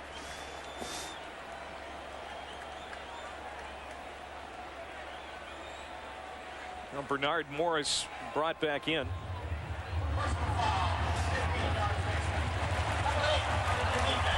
Half the distance from the previous spot, automatic, first down. Morris brought back in, and on his first throw since coming back in, throws an interception. Then on the first play after that, yeah, really foul. Yeah, that's an obvious face mask, an obvious call, especially in the open field. The official's not going to miss that, and he shouldn't miss it. I don't think halftime can come soon enough for that man. No, not at all. This is not the way they wanted to end the first half. At the 12, Freeman will go to James. Helmet comes loose. C.J. Spillman on the tackle. About 2 great cuts there by Javaris James. Again, a great back, takes a 2-yard loss, makes a 4-yard gain out of it. That's a great job by Javaris James. That's a recruiting run there. That's a pickup of 7. His helmet comes off, but he doesn't stop. He's very powerful. You can see right here, nice cut, open field cut. Now, legs keep running. Watch his legs. See, he's not down yet. This guy, you better wrap up and you better take him to the ground. He doesn't know when to quit. His cousin Edgerrin James won't let him quit. Second down and 3. The pitch back. It's James again. Touchdown. Really nice job. Nice job there. Nice toss. Good blocking by the offensive line. A 5-yard touchdown run for Javaris James. And it's 16-0 Miami.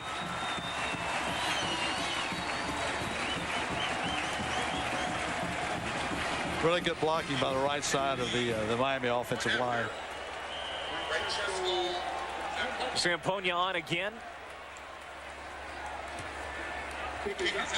And it's 17-0. 14 points have come after 2 Marshall turnovers, and we talked about turnovers would be an Achilles heel for Marshall if they started to come, and they have. Let's go to the studio for an update with Mike Gleason. Well, Clay, coming up on the Sports Center U halftime report, an emotional opener for Virginia Tech. Florida opens their title defense and a brand new quarterback in Columbus for the Buckeyes. And speaking of Virginia Tech, some razzle-dazzle with some defense here. Yeah, a lot of defense, but not a lot of offense. I don't know how much of that emotional, I guess, pregame we're going to see make that much of a difference for this ball game. There's the pick right there, Victor Harris, and much needed, too. Much needed defensively. Can't get anything going offensively. 10-7, Hokies by 3. Clay? All right, thank you very much. Emotional day there, but that team could really help in the healing. Well, I think that's part of it. I think they really want to do. It's not going to change things, but I think it'll help them move forward. Javaris James has made an impact already here in the first half. That touchdown from 5 yards out. It's 17-0 Miami. And, you know, a back like James and a back like Greg Cooper certainly can take the pressure out of a starting quarterback. It was named on Tuesday. Freeman's the guy. You know, it sure helps that you get a couple of guys like that in the back. I think it's huge. It can really take a lot of pressure off and let Kirby Freeman grow up a little bit. And this is going to be kicked out of bounds by Darren Daly. Well, that wasn't intentional. That was just a poor kick, and obviously the penalty when out of bounds will be they'll bring the ball out to the 35-yard line, which is good for Marshall. Again, Marshall doesn't want to make mistakes with 2:22 to go, but they really do need to get something on the board if they can to go into halftime with something positive. Daly kicked off from the 30, not the 35, which is the way it was last year. Of course, that keeps receding. It started at the 40-yard line back in the 80s. They were still kicking from the 40, but now it's at the 30, much like the NFL. It's at the 30. They're trying to speed the game up, trying to put returns back in. Darren Daly in practice has been kicking the ball in the end zone from the 30, but not today.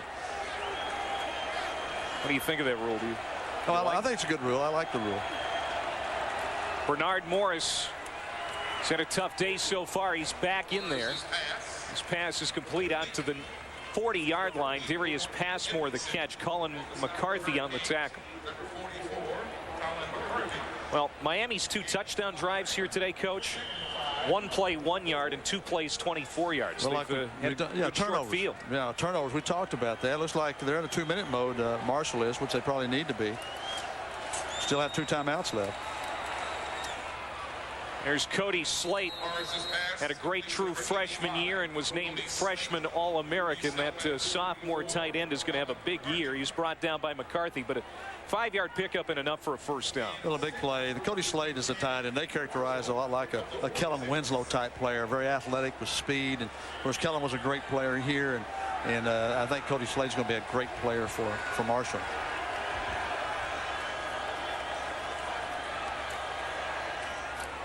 Throws it short to his running back, Kelvin Turner, out of the backfield.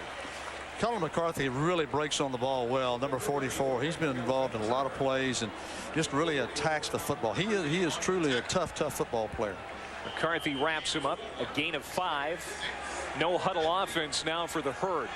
Under a minute 20 to go here till half. Morris out of the gun again. Low snap, brings it up, looking downfield. Cox fires, caught at the 30, and inside the 25-yard line, the receiver, Courtney Edmondson, a gain of 28 on the play, but there is a penalty flag now. And again, it's going to go against Marshall. That's a huge play. There are penalties that are called, but again, when you have a huge gain like that, especially when you're trying to get momentum going into a half, and this penalty is very devastating for the Marshall football team. On the offense, number 63, 10 yards from the previous spot. Repeat, second down. 7th penalty of the day here, Coach, and that no huddle offense. You know, it's tough to keep everything in sync, especially early in the season with that 2-minute drill. Yeah, 2-minute drills, you know, you work on it, but again, it's different. You got to be fast, but you got to be poised. It's very difficult, and they've done a nice job with it, but again, you can't have the foolish penalties. Under a minute to go. Marshall trying to get on the board before half. Now back in their own territory. Morris gets it out to Chubb Small. Falls down, gets back up, but they're going to rule him down at the 44-yard line, a gain of 4. And the clock will stop here with 35 seconds to go until halftime. Marshall has called a timeout. They have one remaining. Well, again, they call the timeout. Obviously, they've got a long way to go. They might have been as well off to maybe let the clock run out because they don't want to have to punt. If they don't make it this time, Miami will probably call a timeout and maybe force them to punt the football. We'll see the future stars of football today on ESPNU as they deliver high school football action Sunday when the Central Catholic Pennsylvania Vikings take on the Northmont Ohio Thunderbolts. 2007 Burger King Kirk Herbstreit Ohio versus USA Challenge on ESPNU Sunday at 3:30 Eastern. For more information, log on to ESPNU.com. Well, on the ESPN family of networks this year, we have certainly got high school football covered. 17 live games. We've got the Recruiting Insider exclusively on ESPNU throughout the season. And I'm sure you've watched that show. It's just an outstanding job. Tom Luganville and everybody that works on that show, they do such a great job keeping us informed about the stars of the future. Yeah, a lot of those shows, but Tom does a fabulous job. Morris with 35 seconds on the clock, looking to throw again. He's been picked off twice. Has a man caught. Nice catch by Edmondson. He's inside the 25-yard line, and the first thing you do now is look for penalty flags, and this time none on the ground. No, that's a huge play. Again, still gives Marshall an opportunity to score before half. My coaching strategy was not good. Mark Snyder's coaching strategy was right on. A pickup of 31 and a first down. 25 seconds to go. They're going to spike the football and stop it with 23.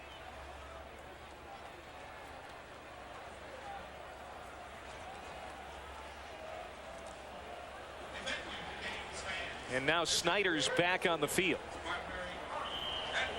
Talking with the official. No, there's no. There's no timeout. He just spiked the football, I believe. Right.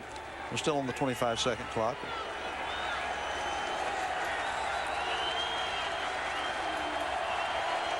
.23 seconds to go in the half. Morris under pressure. Got it away. It's incomplete. Now a penalty flag down, and the official may call intentional grounding here. Vegas Franklin with great pressure there by the Hurricanes. Yeah, I don't think Morris was out of the pocket. He's got to be out of that tackle box. I don't think he ever got out of that box area, so it probably will be intentional grounding. Team on the offense. Penalty, loss of down.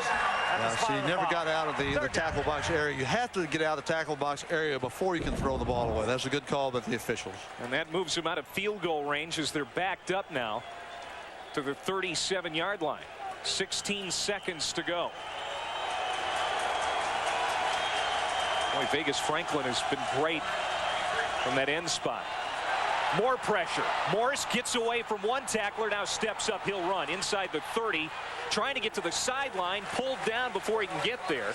It's a gain of 7, but it looks like they're going to start to run out of time. 4 seconds to go in the half. You're exactly right. You'd like to get a field goal opportunity here. They're going to bring the field goal unit on, and this is going to be about a 40-yard attempt. They're going to set the clock back to 6 seconds, which is really inconsequential at this point. Anthony Binswanger is on to attempt this kick. It'll be from 47 yards, actually. He was signed last year out of junior college to solve some of the kicking woes for Marshall. That's a part of the game they want to see improve this year. And certainly this would be a nice lift for Marshall going into halftime. No doubt about it. This would be a huge lift. At least get something on the board, something positive going into halftime. He has missed 6 of his last 7 field goals dating back to last season. Let's see what he does on his first attempt this year. No good. The struggles in the kicking game continue.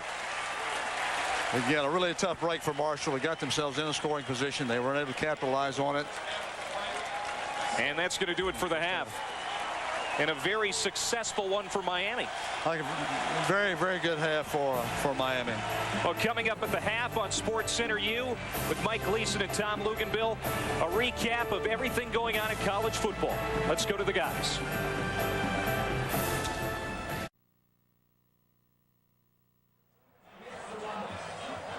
on top 17-0 at the break. They're not blowing the doors off of Marshall, but they are ahead by 17 points alongside Larry Coker. And we take a look at the first half highlights. We talked about turnovers being something that Marshall needed to avoid today. They had 2 in the first half.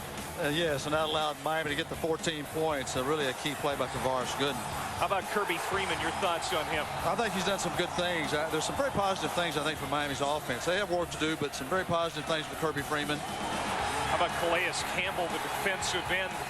You know, everyone thinks that he's probably going to be a top 10 NFL pick. He has the interception. And Javaris James running in the touchdown. Well, I believe Calais is going to be a top 10 pick also. Javaris James is going to play in the National Football League.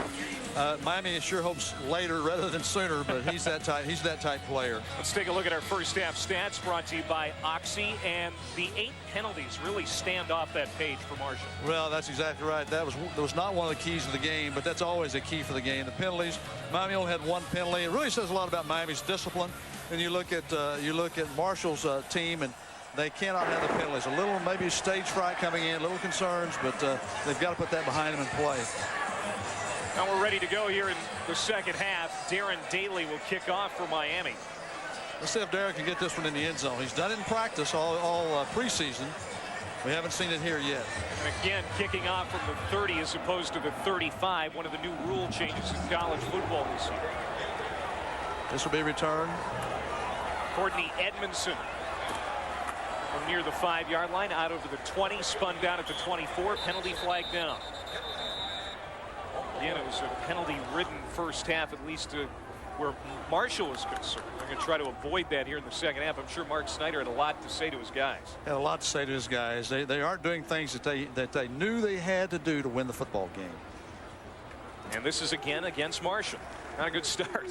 Again, their starting position's been, the average starting position's been the 20. They're going to be inside the 20 now. You can't do that against this Miami defense. So Bernard Morris will bring his offense back out on the field. Holding by the return team. 10 yards from the end of the run. First down. And he's going to have tough field position starting at his own 15. He was 10 of 14 for 134 in the first half, Larry, and that sounds fairly impressive. The only thing is he was throwing just about on every down, and he was picked off 2 times. Well, yes, the turnovers are just critical, and one of the keys to being able to run the ball, they haven't been able to do that successfully. The Miami defense, what a great first half it had. Handoff on first down. It's Chubb Small running into a brick wall on that left side. It's going to be a loss on the play.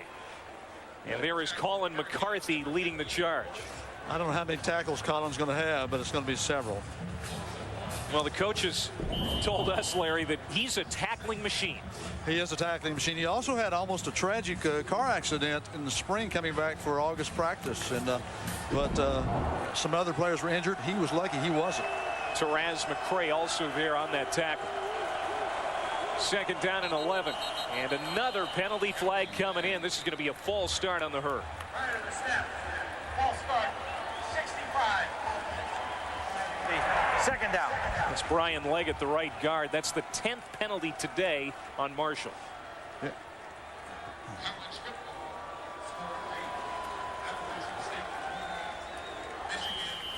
Well, I think as a coach, Mark Snyder has to really settle his guys down and really talk to them and maybe give them something that they can hang their hat on. Something simple, some simple snap count. They can get off on the football together to give themselves a chance to make some positive plays. Marshall's backed up now in front of that student section of Miami. Morris rolling out to his left, looks downfield, throws, caught at the 15-yard line. And it's Chubb Small out of the backfield, a 7-yard catch, well short of what was needed for the first down. It's going to bring up 3rd and very long.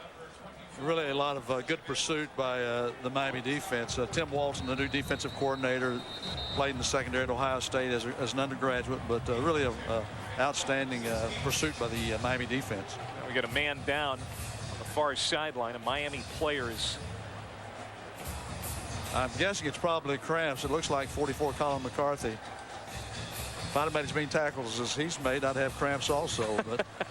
But hopefully that's all that it is. I suppose that happens a lot here. It happens a lot here, especially with the weather like it is today. And you know, kids have different metabolisms. Sometimes they're a little bit hyper. And you're right. It is Colin McCarthy. He's jogging off, it looks like. So McCarthy was a special teamer last year primarily, and he had a great year on special teams and asked to step up into that strong side linebacker spot. And here's another look at McCarthy going in, number 44. Yeah, Colin McCarthy is really a good football player. I think he'll have a good career here. It reminds me a lot of Dan Morgan, a great linebacker that played here now with the Carolina Panthers. 3rd down and 9. Again, another tough 3rd down for Marshall. Pressured. Morris got it off. It's caught. Looks like it's going to be short of the 1st down. Lunging out there, trying to get to the 1st down marker was Chubb Small. It's going to be a pickup of about 7 yards. Now the question is, does he have enough for a 1st down? Well, again, a great effort by Chubb Small, and really pressure on the quarterback. But Bernard did a nice job getting the ball out.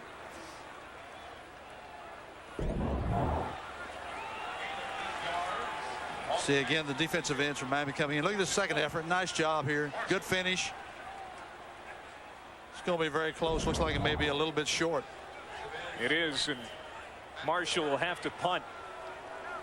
Anthony Binswanger, who also does the kicking, on to punt. Chavez Grant back to return. Grant's going to let it bounce. It takes a Marshall roll inside the 35-yard line. A 42-yard punt. Well, getting the start here today, Kirby Freeman, the quarterback for Miami. He was named the starter on Tuesday. Over the last 2 years, Kyle Wright was a starter. You see his numbers from the 1st half. Your thoughts on what Kirby was able to do? Yeah, I think they called a good game for Kirby. I think it's a good start for him. Again, I think you'll see him continue to settle in and continue to get better basically every quarter. First series for Miami of the 2nd half. Greg Cooper in the backfield. Play action. Rolling to his right is Freeman. Directing traffic. Now he'll run. Good job to get out over the 40-yard line to the 41. A 7-yard pickup for Freeman on 1st down. We talked a little bit in the 1st half about his ability to run. Yeah, he has mobility. We were recruiting him out of Texas. One game he passed for 300 yards. The next game, in a playoff game against Odessa Permian, actually rushed for over 300 yards. He can do both. Very mobile. Good job getting outside the pocket, and now Kirby, again, like you say, he's directing traffic. Andrew Bain out in front of him. Chris Zellner. 2nd and 2. He'll hand off. Straight ahead, diving close to a 1st down is Greg Cooper. And you were telling me off the air at halftime you expect that the Hurricanes might feature him a little bit more here in the 2nd half. Now, of course, I was here last year. I know what Javaris James can do. Now, maybe, I think Randy does too. I think they want to see more what Greg Cooper can do, especially in tough situations like this, and kind of attacks him a little bit more. Officially, it's going to be a 1-yard gain. It's a yard short of what's needed. So 3rd down and 1 coming up. 24 yards and 5 carries so far for Cooper here today. Well, Miami's 0-4 on 3rd downs. They certainly want to improve on that. They'll have their chance here. They go to the fullback. Straight ahead, Jarrell Mabry. And it's not often that the fullbacks carry in this Miami offense, but they go to Mabry there, and he comes up aces. Well, I think he did a nice job. Jarrell's done a good job in the offseason. He's trimmed down some and got a little bit heavy in the year before, but the fullback is an unsung position in most I offenses. Of course, new offensive coordinator here in Miami as well, Patrick Nix, in his 1st year, one of 5 new coaches on the staff. And your first impressions of Mr. Nix? Yeah, I like what he's doing. Patrick has a great background. His father is a terrific high school coach in Georgia. Freeman wants to throw over the middle and in and out of the hands of the intended receiver. It was Khalil Jones who got the start today because Sam Shields was put on suspension by the team. That is the first time we've seen Jones get deep downfield and almost came up with it. Well, this is what you know, Kirby, this goes against Kirby's stat. This is an incompletion. You got to make this catch. This is a great throw. You got to run through the football and make this catch. Khalil Jones, a good effort, but you have to make this catch. Jones had a great camp, especially in the scrimmages. One scrimmage in particular went 6 for 6 on receptions, and they're expecting a lot from their junior receiver. 2nd down and 10. Freeman to throw again. Comes out to the near flat. Lance Leggett gets it out over midfield. It's short of the 1st down. Aaron Johnson, the nickelback, making the stop. A pickup of 7 on the play. Well, I like what he's doing there with the soft corner. He's throwing the ball out, letting Lance Leggett run the football. All that is really is a glorified run. It's a high percentage play. It's a 7-yard gain, and now you're in very makeable third down play. It's the 4th reception for Leggett. Again, the top returning receiver. You know him very well, and he's the primary deep threat for the Hurricanes. Right. I'd like to see the Hurricanes go deep and work some of the deep balls. I think they need to do that against a lot of teams. They might do that here on 3rd down and 4, stretching the field a little bit, but this is going to fall incomplete. Again, Leggett, the intended man. Well, again, Lance has got to beat the corner. The corner did a good job pressing Lance Leggett into the boundary. There's no place to throw the football. He's right on the boundary, no place to go with the ball for the quarterback. J.J. Johnson did a pretty good job there in coverage on Leggett, and Miami will have to punt here. And maybe that's exactly what Marshall needs. I think it is exactly what Marshall needs. Again, another one of those 3rd downs that Miami did not pick it up.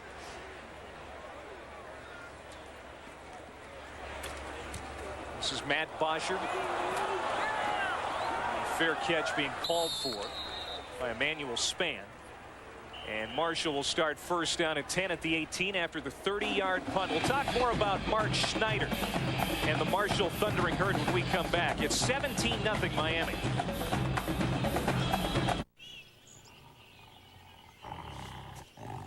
Hey, buddy. Oh, that is nice. Oh, God!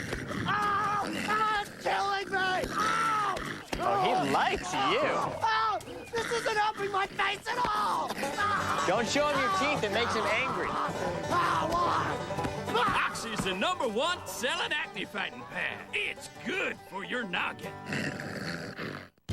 Hey, what are you looking at? Ever wish you could hang out with a major leaguer like David Wright? Looks like you need a roommate. Now you can with Fathead. Do you even know what a fathead is? Let me see what you got on your wall. Mine has attitude. I got my hitting stance going. You might want other people's, but you definitely want mine. Fathead is a life-sized wall graphic that brings the action and intensity of the game right into your home or office. It's so real, I might not even have to go to team meetings anymore. Fathead are easy to put up and brings instant impact to your wall. It's so simple, even a pitcher can do it. Officially licensed by Major League Baseball Properties, Major League Baseball Players Association, NASCAR, the NBA, and the NFL and Players Inc., plus other major sports and entertainment properties. Fathead brings the impact and imagination of the moment to fans of all ages. You can't get any closer to the action than this. So call now or go to fathead.com to find all your favorite Fatheads. You know what you should do? You should buy it as a gift. All you gotta do is go to fathead.com. Fathead. Live big, real big. I'd shave my head for a fathead. College football lives here on ESPN, and to see it all, you need the ESPN Game Plan pay-per-view package. With key matchups and rivalries from major conferences, you'll get up to 12 extra games every Saturday. Order now and you'll be all set for a full season of great college football with ESPN Game Plan. ESPN Game Plan presented by Olivia. Just $129 for a limited time. To order, call your pay-per-view provider. Games also available on ESPN360.com. The guys in my league said he was too small, buried on the depth chart, but I snagged him off waivers anyway. And 16 touchdowns later, I'm holding this. Ladies and gentlemen, a giant on my team and in my heart, Maurice Jones-Drew. Looking for this year's fantasy heroes? Okay, relax, man. Get the best expert advice and analysis at ESPN. Sign up and play for free today at ESPN.com. ESPNU College Football presented by Allstate is brought to you by Dick's Sporting Goods. Every season starts at Dick's. And City. Let's get it done. So far, it's Miami getting it done, leading 17-0, under 11 minutes to go here in the third quarter. Mark Schneider in his 3rd year as the bench boss at Marshall. some work to do here. His team behind, but they've got the football again. Bernard Morris, he will throw on first down. Flushed out of the pocket. He is going down again. Boy, this defense, this time led by Taraz McCray, it has been relentless here today, Larry. Well, I tell you, Marshall's having really a tough time with the defensive ends. I know Eric Moncourt and Calais Campbell, those guys, we couldn't block them when they were scout teamers. Usually scout teamers you can't block, but don't become good varsity players. It's not a sack. Morris, no gain on the run. Here are his numbers. A couple of interceptions, of course, is what stands out. Yeah, both led to touchdowns also. The game is not not out of reach if they don't give away the 2 touchdowns with turnovers. Talking about Marshall.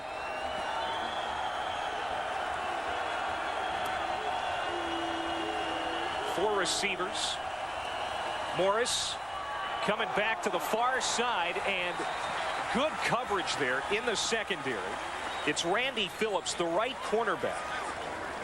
Darius Passmore is going to be down for a loss of 2 on that play. That's a great break by Phillips. Randy Phillips, a great break. An experienced player, very strong physical cornerback, tough kid. But it's really a great break. I think it's a good call by Marshall, trying to slow down the rush a little bit. But look at the break by Randy Phillips. A great break, great tackle. You know, plays over. No chance for Marshall. Another 3rd and long. There have been quite a few today for Marshall. On 3rd and 12. Over the middle, incomplete. No penalty. Yes, a penalty flag comes in late. The intended receiver, Courtney Edmondson, he was tripped up from behind, went down, and the late flag comes in. Well, it's interesting if the ball is catchable or uncatchable. They ruled it catchable, apparently. Looks like it's going to be on Kenny Phillips. Pass interference, defense, number 1. It's a spot foul, automatic first down. We haven't talked a whole lot about Kenny Phillips here today, Coach. 3rd-team All-American. He's just a great safety. I think he's going to be a terrific safety along the lines of Sean Taylor and Ed Reed that played here at Miami. And I think Kenny Phillips is that type player. I think he's got a great future ahead of him. He's really a smart player, a tough player, and he's got a lot of instincts. Only the 2nd time Miami has been penalized today. That's a good stat. That's a great stat. It's a great stat. Inside handoff, nowhere to run. Taraz McCray getting back there to wrap up Kelvin Turner. It's going to be a loss of 2. Well, and Courtney Harris also, another defensive end coming in. They're playing 4 defensive ends and Taraz McCray. The thing that with the wide rush of defensive ends is special for Miami, but also those inside guys you call those meat men. They're also doing a great job today. Taraz McCray being one of them, along with Dwayne Hendricks. 2nd and 12 coming up. And we were talking about Mark Snyder, the 3rd-year head coach. He took over for Bob Pruitt when he retired. And when he did, the cupboard wasn't exactly full. Trying to get that program back to prominence nationally. It's been a tough day today for Marshall, and there's Bernard Morris hit as he throws, incomplete. It'll bring up 3rd down and 12. It's Courtney Harris this time piling in there on Morris. Courtney Harris has been one of the most improved players in the offseason for the University of Miami. He's had a deep position for them. There's a lot of talent at that defensive end position, but as you can see, Courtney Harris is going to fit into the plans as the season progresses.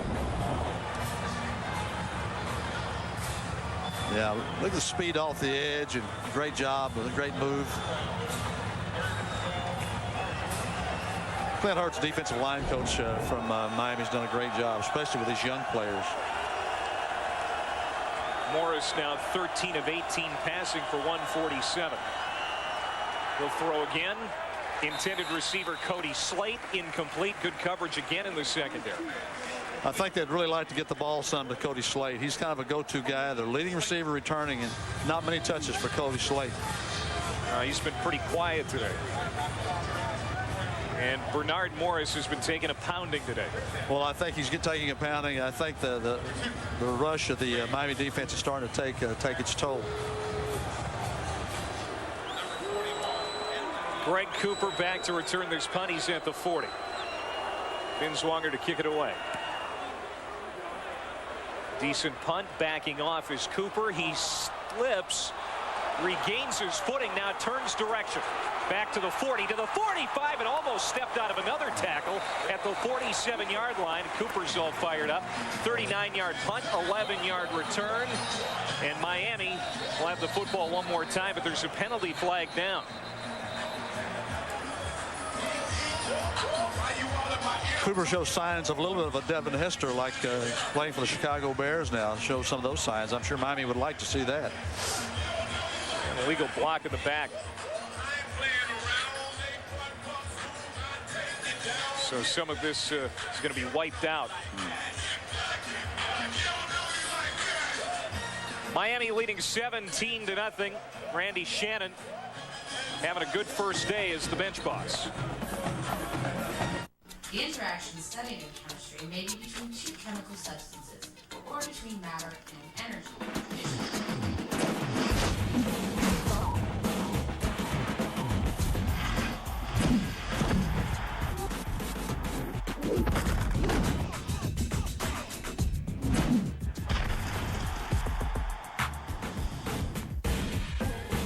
Game day.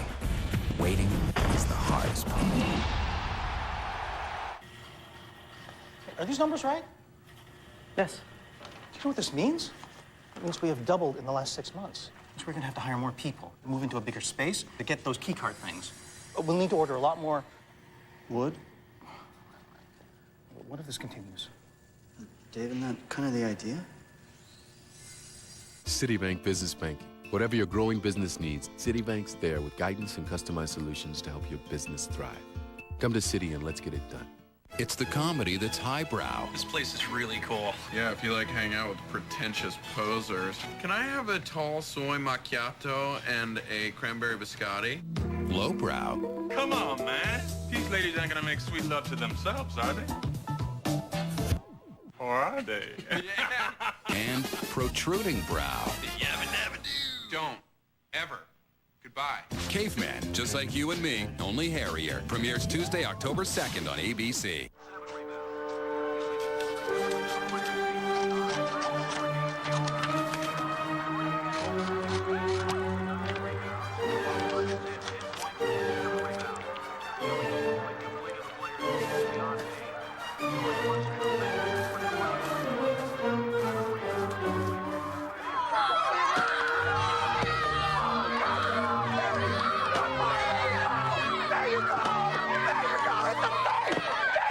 Soccer's future legends in a quest for World Cup glory. The FIFA Under-17 World Cup. Coverage from Korea continues through September 9th on ESPNU.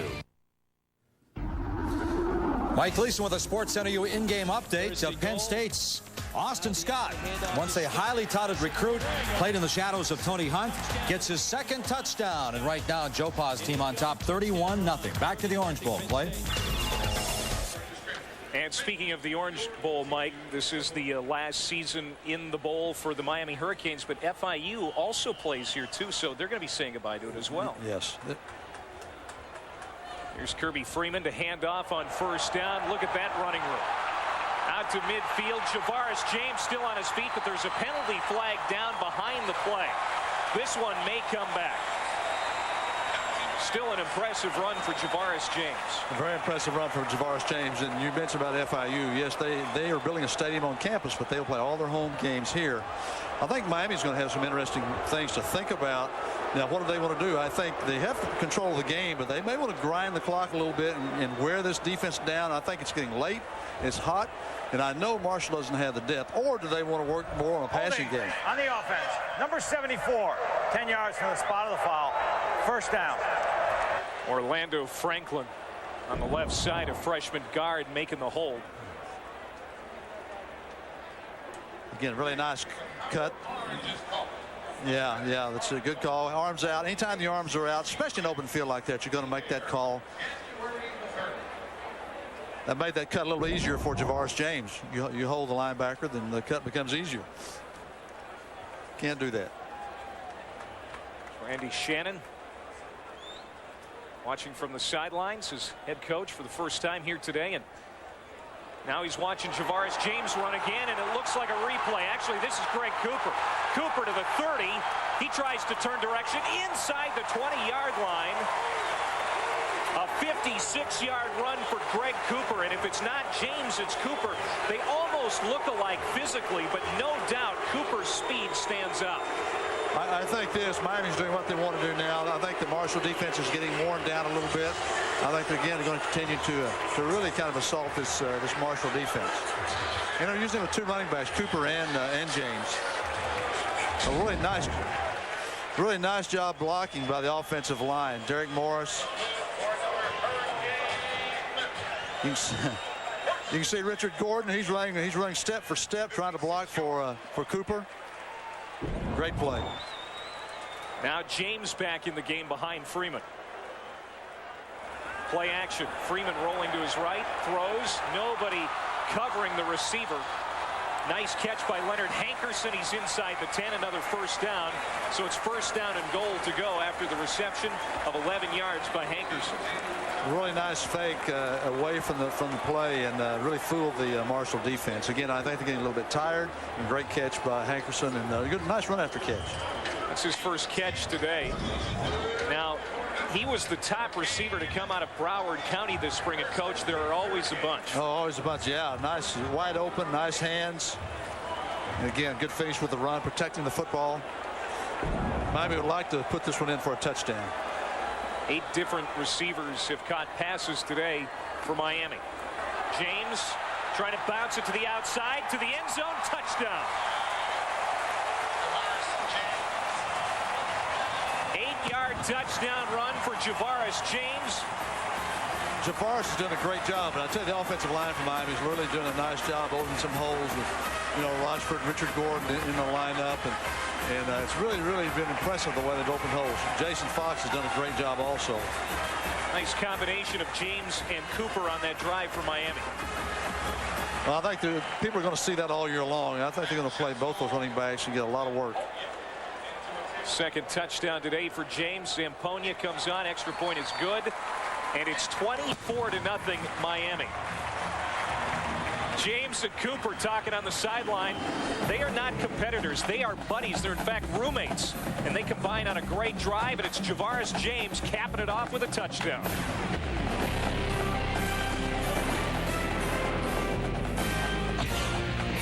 This community is amazing, and the pavilion is really where everybody comes together. What about a burger? Can I get a burger?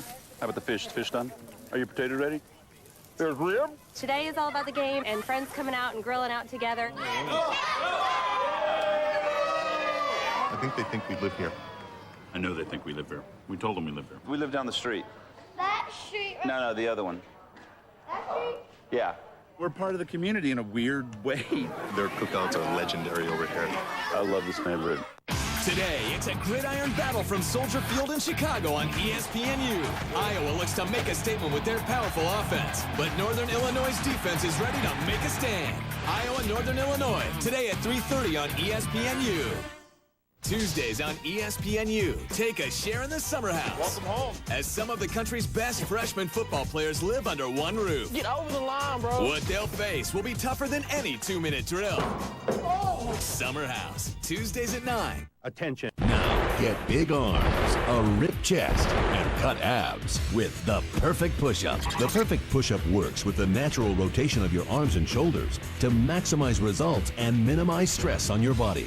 With the Perfect Push-Up, your hands, arms, and shoulders rotate 90 degrees, just like in a punch. All the energy of the push-up is captured and transmitted right where you want it, to the muscles. There's no wasted effort, just muscle-building movement.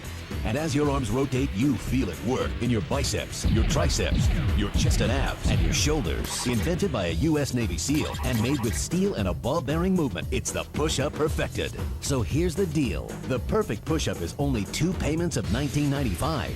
When you order, you'll receive 2 Perfect Push-Up rotational handles, and you'll also receive the Navy SEAL-inspired Perfect Push-Up workout chart. You'll be ripped in no time. Get big fast. Call right now for the Perfect Push-Up. Call 1-800-543-0376.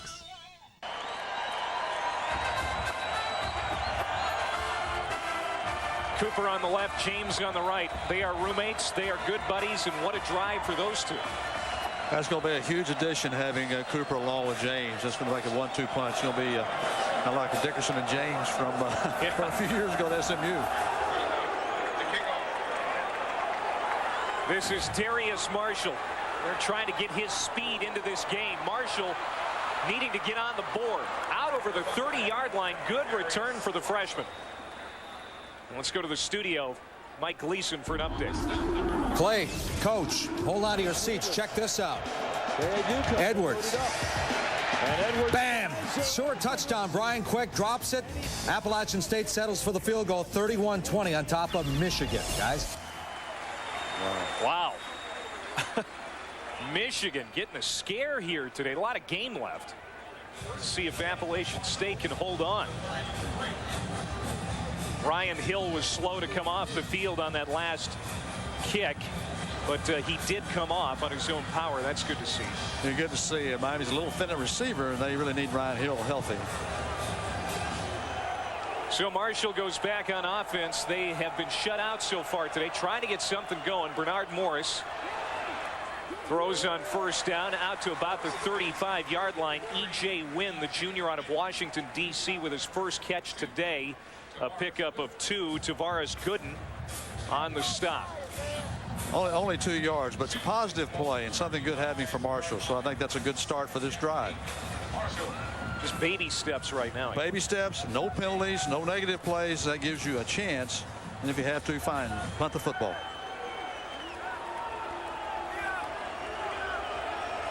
Miami defense has been so good. Been able to sack Morris 5 times today. Get the pitch off in time. Kelvin Turner trying to cut the corner, and he is level. Out at the 40-yard line, he is taken off his cleats by Spencer Adkins, the junior out of Naples. Spencer Adkins, a very physical player. He's got great acceleration. Watch this hit. Yeah, watch Spencer Adkins' first step here. Watch this. Watch him finish. Yeah, he brings it all. He brings it all every snap. Here's another look. Senior Glenn Cook is the regular at that weak side position, but he's out with an injured foot, so Adkins getting the opportunity. And taking advantage of it. 3rd down and 2 for Marshall. From the 41-yard line to throw. Morris has a receiver. It's Cody Slate. It's a 5-yard pickup, enough for a first down. I'll tell you what, that's a nice catch by Slate, but also really a nice throw by Bernard. He did a nice job sitting in the pocket. Great ball placement and good concentration by Slate. How's this from Mark Snyder? He called him the best tight end he's ever coached. Well, that's pretty stout, I tell you. They had some good ones at Ohio State, I'll put it that way. 3rd reception today for Slate. They need to keep him involved.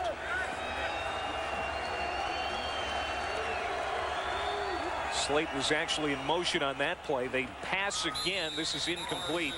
Threw it over the top of Emmanuel Span. Chavez Grant, who comes in on nickel situations, doing a pretty good job there in coverage. Yeah, did a good job. He was a part-time starter last year from right here in Miami, really a talented player. I like the way Marshall's starting to move their pocket a little bit now to try to help slow down a little bit that Miami pass rush.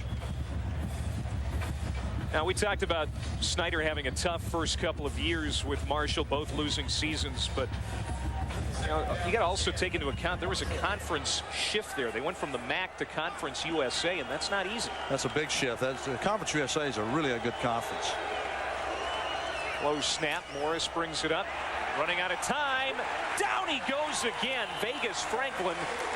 And that is a loss of 2, the 6th sack of the day for the Canes.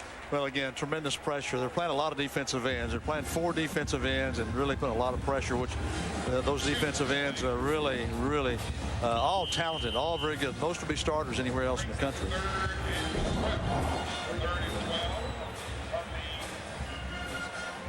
You see Taraz McCray also putting pressure on. Look at Vegas.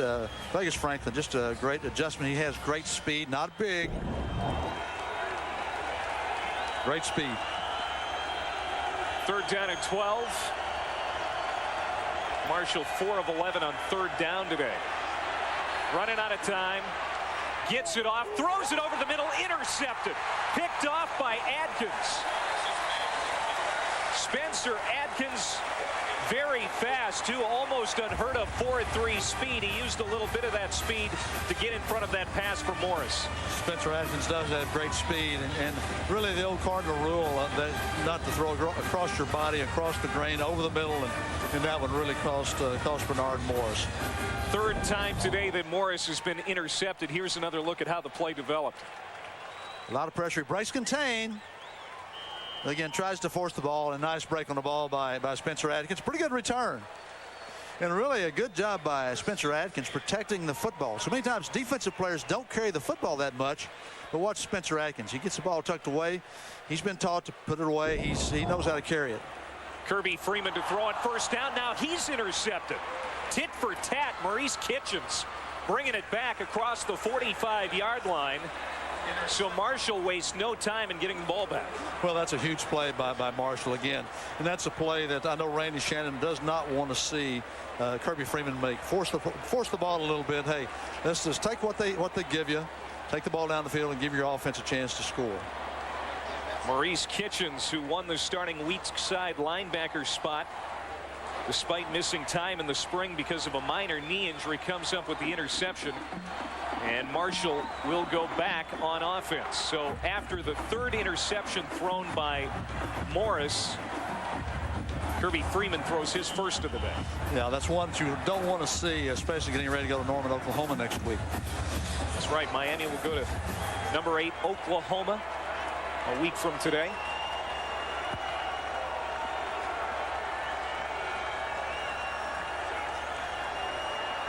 Stepping up is Morris across midfield. He's got enough for the first down.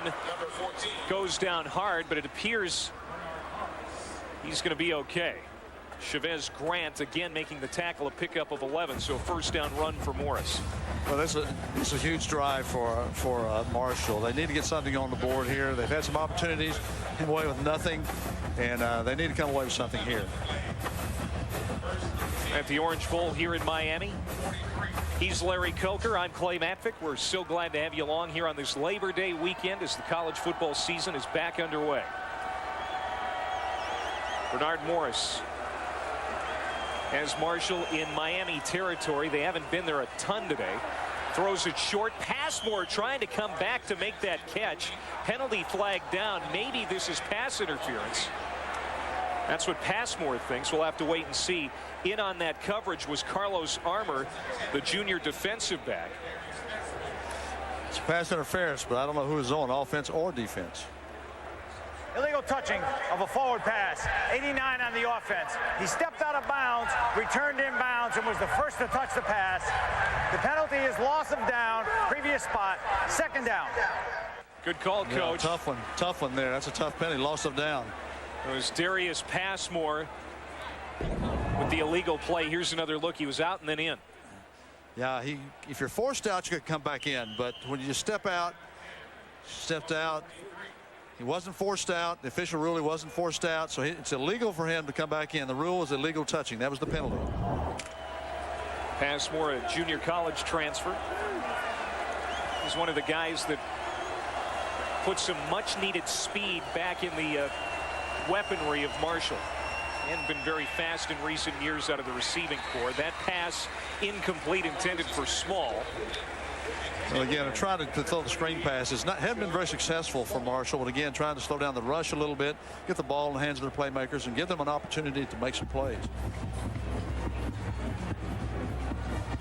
So a 3rd and 10. A lot of bad third down situations for Marshall. It's been, again, a tribute to the Miami defense. Of course, the Miami defense has a new coordinator there, too, Tim Walton, in his first year. Tim Walton came here from LSU, worked for Nick Saban at LSU. Penalty flags down. Morris is going to be sacked at the 50, but I don't think this is going to stand up. It looked like one of the Miami players was in over the line ahead of play. Yeah, Vegas Franklin, I believe the left defensive end. He's got a first quick step, but it can't be quite that quick.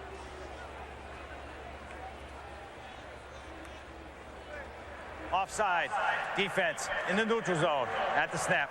Number 47, 5-yard penalty. Repeat, third down.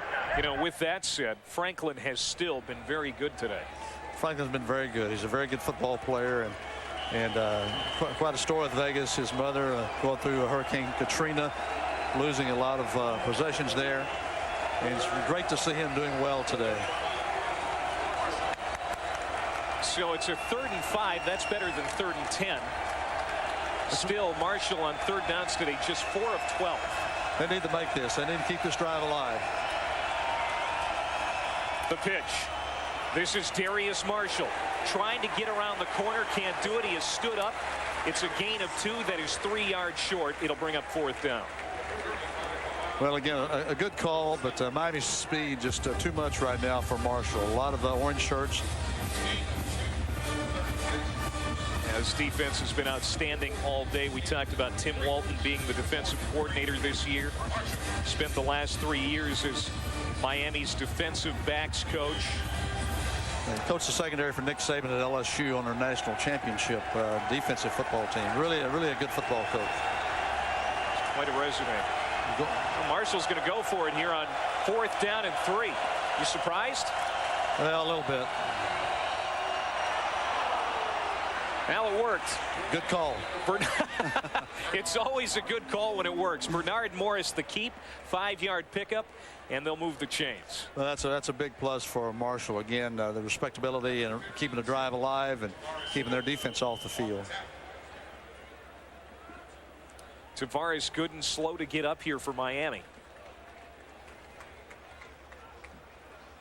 Appears to be okay. Bernard Morris also slow to get up. Here's another look at the run by Morris. Really a nice run by Morris. Again, a pile up there. I don't know what happened to Gooden, but hopefully not serious. Really a nice cut by Bernard Morris. He knew what he needed for the 1st down, and that's key. Don't come up a foot short. Yeah, Morris has taken a pounding here today. The defense has been very good. Yeah, he has taken a pounding. He stood in there pretty good and shown a lot of poise, a lot of courage. But he's a senior. That's what they expect him to do, the Marshall coaches. Play clock down to 3. They get the snap off. The throw to the 30. That is Marshall with the catch. That's a good pickup on 1st down. A gain of 8 on that play. I think Miami was a little slow getting out into coverage. I think it might have been a throw at what you would call uncovered, where he wasn't covered, and just getting the football. And as I said earlier in the broadcast, really just kind of a glorified run. Get him the football and let him make something happen. Again, that's a good 1st down play for Marshall. So bring up 2nd and 2. Under a minute to go here in the 3rd quarter. It's all Miami, 24-0. Canes trying to keep Marshall off the board here. And Darius Marshall for Marshall, close to a 1st down. Maybe stopped short by Daryl Sharpton, the middle linebacker, stepping up to pop his shoulder pads into Marshall. Really nice tackle by Daryl Sharpton. Again, you like to see backs lower the shoulder, make the additional 2 yards on contact, and again, there's no forward progress after the hit by Sharpton. Marshall now 9 for 21 on the ground today. He's an exciting player, but Miami defense has kept him in check. That might be the last play of the quarter. We'll have to see. 7 seconds to go. We'll see if they get another play off. They will not. So that's the end of the 3rd quarter. Miami 24, Marshall nothing. This is the home opener, the final home opener for the Miami Hurricanes in the storied Orange Bowl, and so far things have gone Miami's way. We're back on ESPNU after this timeout. 4th quarter straight ahead.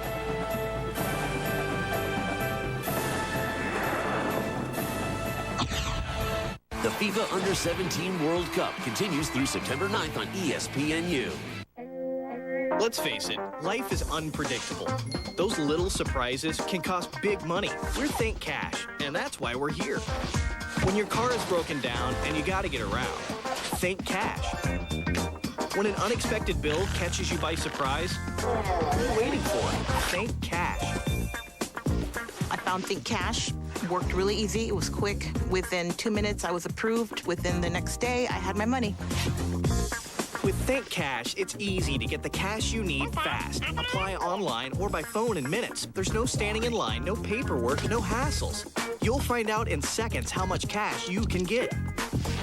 Think Cash treated me like a person and not a number. I was able to get approved for $750, even without perfect credit. With Think Cash, you don't need perfect credit. You don't need to own a home. The cash arrives in your bank account the next day. Even if you don't need cash right now, call us now to find out how much you can get. There's no obligation.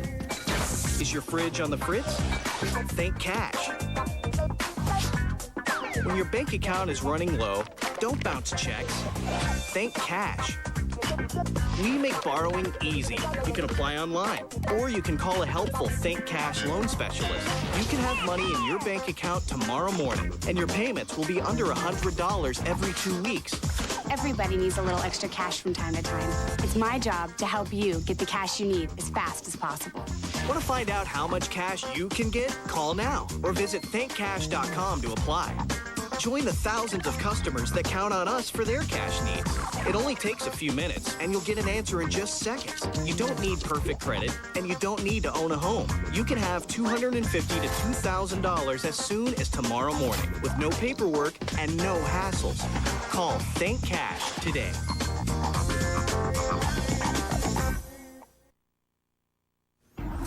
Mike Gleason with a SportsCenter U in-game update. We go up to Blacksburg, Virginia Tech, East Carolina. Sean Glennon had the pick in the first half. Here he finds Sam Wheeler for the touchdown.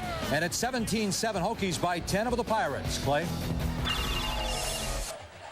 Okay, Mike, thank you very much. Talk about a tough first game for ECU. Head coach Skip Holtz, that's a daunting task for that team to go in there. Very tough. It's one you're almost supposed to lose, but you can't feel that way if you're Skip Holtz. Right.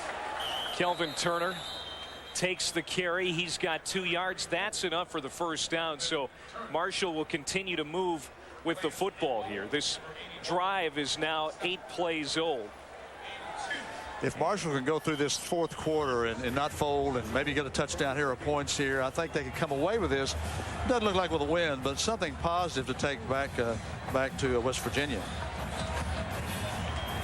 First down and 10 coming up.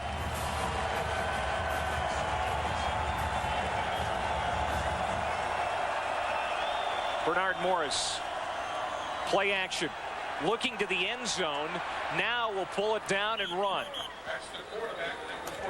Well, that's a strength Bernard Morris has. Calais Campbell in good position, but left his feet, let Bernard Morris break contain. I think, I'm sure they'll talk with Calais about keeping his feet and keeping containment.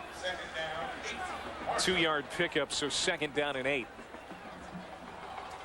Randy Shannon and defensive coordinator Tim Walton. It's got to be an interesting dynamic since, you know, Shannon has been a defensive coordinator basically his entire career. I guess it's working out pretty good. It's working out well, I think. Inside handoff, no. Morris will keep. And he gets hit hard by Kenny Phillips, who stepped up into the play and brings it back for a loss of 1.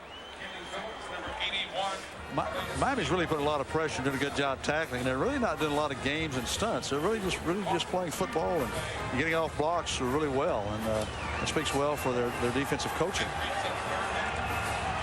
Well, Shannon told us that he learned from you to just let his coaches coach. Well, yeah, you've got good coaches, and he does. They let them coach and let them be involved. He didn't learn from me getting off blocks. I know that.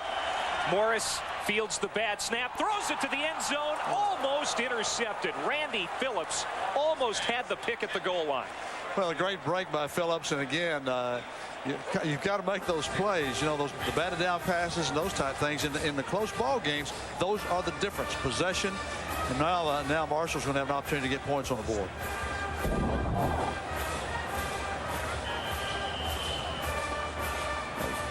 Again, looks like he was open, but now a good break by Phillips. Again, still going to get pressure. Oh, right there. Close. Binswanger to attempt a 37-yarder. He's already missed a 47 today. Trying to get some points on the board. It's long enough. And it's good, and Marshall is on the board. Well, certainly something Marshall needed. Yeah, Marshall needed that. You know, they've shot themselves in the foot some, but this was huge for them to get points at this drive. 24-3, 13:37 to go. Jack Link's Beef Jerky presents Messin' with Sasquatch.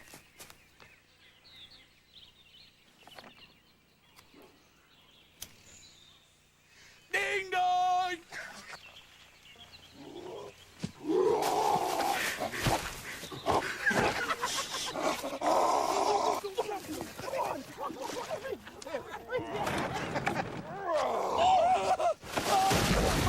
Jack Link's Jerky. Feed your wild side.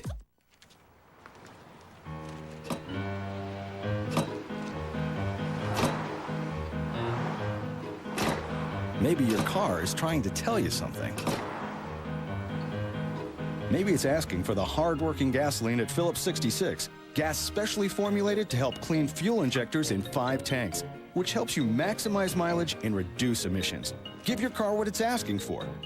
Give it Phillips 66. Hard-working gas. Today is the best day of your life. If you're interested in starting a legitimate home-based business, the Work at Home Institute may be the answer. Honey, we really do need this addition to the house. Yes, but at these prices, we're going to have to save for years. You could turn your life around by logging on right now. The service is free. We provide you legitimate work-at-home opportunities plus extensive information about the work-at-home industry, its laws, regulations, and expansive benefits that could change your life. You know, Dave's got a great job, but there never seems to be enough money. And with 3 kids, I don't think we can afford college. Oh, have you ever thought of working from home? You should see this website Dan found. Don't wait. Log on now. Earn extra money. Be your own boss. Set your own schedule and spend more time with the ones you love. Whether it's money for college education, credit card debt, or just the freedom to live your life the way you've always dreamed of, make today the best day of your life. Log on to 16thewahi.com now. Are you the ultimate sports fan? Verizon and ESPN360.com challenge you to prove it. And the winner will drive off in this tricked-out tailgating machine. Plus, 25 grand and bragging rights to boot. Go to ESPN360.com on Verizon Surround and compete every day to be the king of fandom. And watch thousands of ESPN sporting events live online. Take the King of Fandom Challenge. Log on to VerizonSurround.com/sports today. 37-yard field goal gets Marshall on the board. 24-3 our score. There's Sebastian the Ibis. He's going to have to find a new nest over at Dolphin Stadium next year. I think he'll find that. You know, he's the last bird to leave in a hurricane, the first return. He'll find a nest at Dolphin Stadium. Well, Mark Snyder, I hope feels a little bit better about things after that drive. I think he'd just like to finish this game on a positive note. Not that he's not trying to win the game, certainly is, but be positive through the finish. Deep kick to Richard Gordon. Here's that bulldozer we talked about. 6'4", 260. Here he comes. Oh. Just trying to run people over. Gets it out over the 30-yard line. Miami has it again. Let's go to the studio. Well, Clay, the key for Michigan, of course, keep the ball out of the hands of Appalachian State. Down 31-20. Drive. Mike Hart back on the field. Already has 1 touchdown. Dives in for the score. And they failed on the 2-point conversion. So right now, Michigan's still trailing. Clay? Now that game's getting long in the tooth. Wow. How about that if App State would knock off Michigan in the opener? Well, that'd be something. And send college football right on its ear. Oh, no doubt. I think I picked them to win the Big Ten.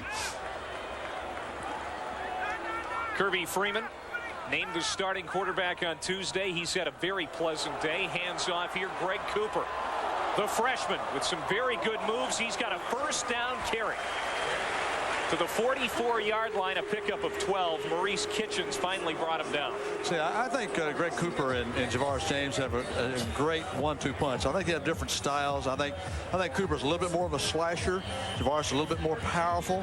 But I think it's a great combination for the University of Miami. You talk about playing with your eyes. Watch Cooper here make this cut. He sees it's clogged up in the middle and makes a little bit of something out of nothing. Nice open field move right there. Nice finish. Great job by Cooper. I'll go back to Coop. Another first down carry. Montel Glasgow made the tackle, but it's a 12-yard gain, and Cooper's out over 100 yards for the day. Well, I think you can see now the potential they have at Miami. They have a lot of power there now. Cooper's starting to take hold. The offensive line is really starting to dominate. Really good physical offensive line play. It's James, it's Cooper, it's Cooper, it's James.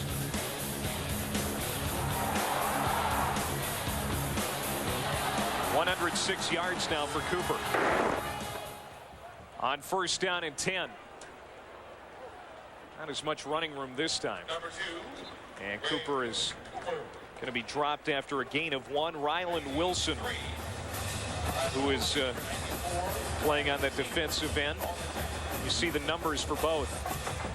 James has a couple of touchdowns, but certainly Cooper has been impressive too. He's been very impressive. I think it's kind of what Miami would like to see, and I think you can see now that Miami would like to just kind of grind this thing out and really be impressive and finish the game on a positive note. And I think that's they've done some good things today, but I think they need to finish out, especially with their challenge they have the rest of the season.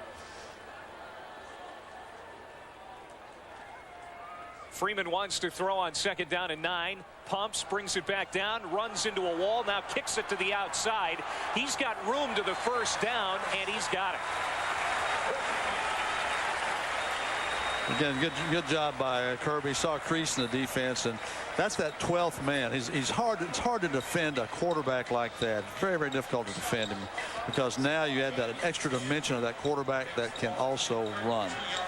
Miami keeping it on the ground on this drive. That's a 10-yard pickup for Freeman. Now, last year, in the spring of 2006, Freeman nearly transferred, but changed his mind, and he's probably glad he did. Well, he probably is glad he did. He didn't need to transfer, come and compete for a job, and that's what he's done.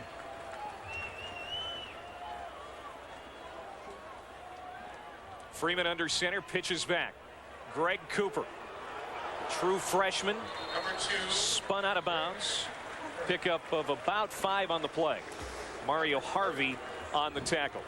I'll tell you, the offensive line for Miami is really starting to take charge. Andrew Bain, and you look at A.J. Trump, and really impressive. Now, college football on ESPNU continues this afternoon. Iowa taking on Northern Illinois. It starts at 3:30, and it's presented by Allstate. For more information, go to ESPNU.com. Now, Northern Illinois almost knocked off Iowa last year in Iowa City. It was there for that game. Iowa had a tough year last year, especially down the stretch. They're hoping for better things here in 2007. On second down and 6, play action, going deep to the end zone. Nobody home for Miami. And Freeman just throws it away. Lance Leggett might have been the intended receiver, but some miscommunication, it appears. They definitely had a failure to communicate right there. Definitely a failure to communicate. Strother Martin, my favorite movie. Well, again, they're not going to hold mistakes over the head of Kirby Freeman or probably anybody else that's a starter. Because we were talking with Randy Shannon, he said, you know, everybody deserves a few mistakes, especially early on in the season. Well, yeah, and it's a first game, and you're going to have a few of those. I think it's a good point Randy made. This is going to be whistled dead. Penalty flags on the play. Snap. 61 offense. 5-yard penalty. Third down. We mentioned in the pregame about Kiefer Marshall being able to run the football. Marshall has 46 yards total rushing. That won't give them a chance to win the football game. Miami now has 210 yards using 2 running backs and very physical offensive line play. Take a look at the rushing yards. Miami has done a great job on the ground. A 1-2 punch of James and Cooper. The lion's share of the work. Handoff, Cooper. Look at him dance.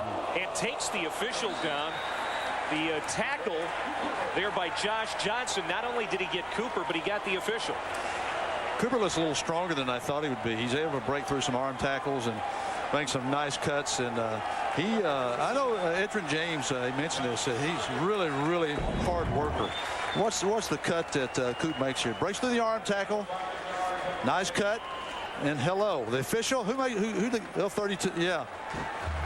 The official did a nice job on that tackle. Looks like everybody's all right. Miami 2 of 8 on 4th downs last season. And they are going to talk this over. So Miami wants to talk it over with 10:47 to go here. 24-3. Miami on top of the Thundering Herd. Kirby Freeman's going to go to the headset. We got a timeout. You always get the front seat. Because I have a higher education. What do you I mean? took honors classes. In high school. Hey, it's Bobby Bowden. I'm going to touch him. Now would be a good time to have accident forgiveness. I'm still going to touch him. Part of Allstate Your Choice Auto Insurance. Are you in good hands? That wasn't him. But you still touched him.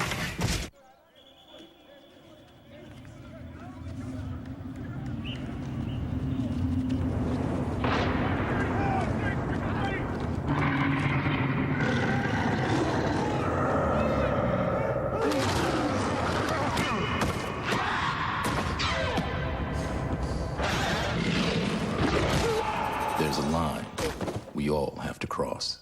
Nike Huarache 2K4. Only at Dick's Sporting Goods. Early season football on ESPNU. Iowa looks to start off with a win, but Northern Illinois is ready to make a stand. Iowa-Northern Illinois, today at 3:30. They're coming. Sure as God's vengeance, they're coming. From the director of Walk the Line, a masterpiece. I'm getting you on that train. You ain't gonna make it. Full of rip-roaring action. Everybody in this town will be dead by morning. Totally gripping and incredibly entertaining. This town's gonna burn! Christian Bale and Russell Crowe are unbelievable. The best Western since Unforgiven. 3:10 to Yuma. Rated R. Sneak previews tomorrow, everywhere September 7th. Own a timeshare or campground membership? Turn it into cash. Timeshares Only got us our full asking price before our next monthly payment was due. Timeshares Only is the nation's largest, #1 most successful timeshare agency, representing properties from the biggest names in the industry. No one sells more timeshares. Call now and receive a free information kit, including 10 secrets to timeshares. You owe it to yourself to work with the best. Don't delay. Call 800-690-9294. Randy Shannon has made the decision to go for it here on 4th down. Last year, the Hurricanes 25% on 4th down. Do you remember the two good ones? I remember the two good ones, and that's not good enough to win, I'll tell you. What is his thought here to go for it? I think Miami wants to have momentum. I think they want to finish this game with momentum. I think they want to score a touchdown to really keep that momentum alive and going. Here we go on 4th down. Freeman. Pocket collapses, throws it short. Intended for Darnell Jackson, and I think that was going to be well short of the first down anyway, but it's incomplete. And so Marshall will take over on downs. Well, really not well executed. Protection broke down a little bit. I think Kirby forced the throw, and I think Darnell Jenkins was open, but again, there was no chance to make that play. Again, that wasn't the way, certainly, that Miami wanted to finish the drive. Yeah, it's about momentum, and certainly Miami will need some of it as they go to Norman, Oklahoma next week. As we take a look at Brian Anderson, the backup quarterback for Marshall, who we've already seen on one series today. He's back in the game again. And we've got movement on the line. 61 offense, 5-yard penalty, first down. I think the coaches from Marshall are really trying to employ their players to really, hey, let's keep our poise, let's finish. And again, they're imploding a little bit here. That's the 12th penalty on Marshall. Josh Evans, left guard.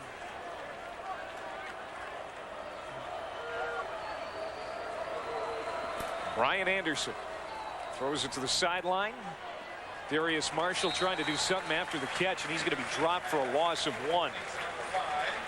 Yeah, nice tackle by Randy Phillips. Again, just trying to slow down the rush and get the ball out in the playmaker's hands. But again, good speed and good tackling by the Miami defense. It's been a tough summer for Phillips. His 17-year-old brother Randall died in July, and It had to be something that was tough to deal with for him and his family, but coaches say he's just a tough kid and he's getting through it. He is a tough kid, and he won't get over it, but he will get through it. Anderson again goes down hard. Did he get the pass away? Yes, he did. It's an incomplete pass. Calais Campbell was breathing down his neck. That's it looks like he was left unblocked. You don't want to leave Calais Campbell unblocked.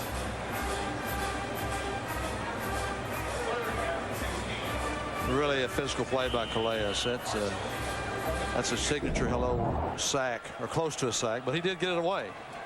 It's a tribute to him. Have you seen Calais without his helmet on lately? No, I haven't. He's letting his hair grow, and he said he's not going to cut it until Miami wins the championship. Well, good luck. Yes, I like that.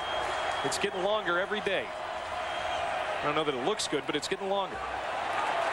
Marshall out over the 20-yard line again. Colin McCarthy, boy, what a day he's had. I'll tell you what, he is a young Dan Morgan type player. I'll tell you, he makes a lot of plays and has a nice nose for the football, and I think they'll like his performance today. Tavares Gooden also there. He is the one running off the field that we're watching now, and he has also had a good day. Of course, the interception stands out. Well, it does, and Tavares has to have that type of year. They're a little offended linebacker. John Beeson went out early to the National Football League and a couple of injuries. They need to. Another punt for Binswanger. He's pressured, gets it away, and it's a very good kick considering the circumstances. Greg Cooper fields it on the bounce out over the 40 to the 46-yard line, and good field position again for the Miami offense. 16-yard return for Cooper. College football on ESPNU continues tonight with two games. First at 7 Eastern, Purdue and Toledo. Then at 10, Texas Southern taking on Prairie View A&M. It's primetime college football presented by Citi on ESPNU. For more information, log on to ESPNU.com. 9 minutes, 12 seconds to go here in the fourth quarter. Miami on top, 24-3.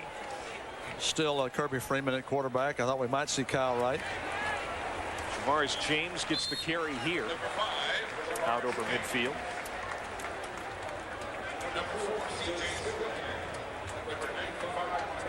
Now during camp, both quarterbacks were off limits to the media.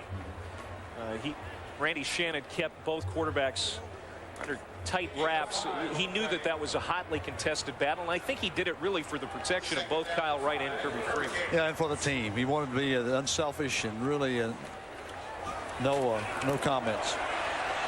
Nice run here by James. He's got first down yardage. We're at the Orange Bowl in Miami. 8:31 to go here in the fourth quarter. It's all Hurricanes right now. I'm alongside former Hurricanes coach Larry Coker, who's going to be my broadcast partner this year on ESPNU. And we're glad to have college football back. Yeah, it's good to be with you. It's good to be here with ESPNU, and obviously it's good to be back in the Orange Bowl. I didn't know if I'd be back in the Orange Bowl or not, but here I am. It's funny how things work out. It is. I've got a good view here, I will tell you. It's air conditioned. That certainly helps today. It's huge. 90 degrees at kickoff, but down on the field we know it's much hotter. Freeman turns, hands to James. Barrel ahead for a few yards. Let's go to the studio and Mike Gleason. Clay, Michigan on the comeback. The Wolverines driving, trailing the Mountaineers of Appalachian State. Chad Henne, 2 touchdowns shy of the all-time record. Flush from the pocket goes down, and he's picked off. Leonard Love of the Mountaineers inside the 30-yard line, 25-40, and it's 31-26 Appalachian State. Clay? Holy cow. Wow. Can you believe this? No. I mean, there is still quite a bit of time left. But how much time was left? About, I think it was 11 minutes to go. Wow. Have to keep a close eye on that one as Freeman throws. Pass is incomplete. He was trying to get it out to Jenkins. Well, that was a good decision by Kirby Freeman, but not a good throw. Jenkins was open, and you know, Kirby was a little bit off balance making the throw, and that's one of those that's so easy. Clay, I mean, we think you and I can make it, but it's a little harder than you think. But again, Kirby's got to make that throw. Speak for yourself. You could. I don't know that I could. Well, the last time Miami had a couple of running backs go over 100 yards in a game, got to go back to 2003. Peyton and Moss each did it. And it looks like that's the situation today. James is just a yard short. Cooper already has 116. A bad snap, but Freeman handles it pretty well. Now looking to throw on the run. Points downfield, gets rid of it in the air, and it's somehow caught at the 24-yard line, but there is a penalty flag down. Leonard Hankerson with an acrobatic catch.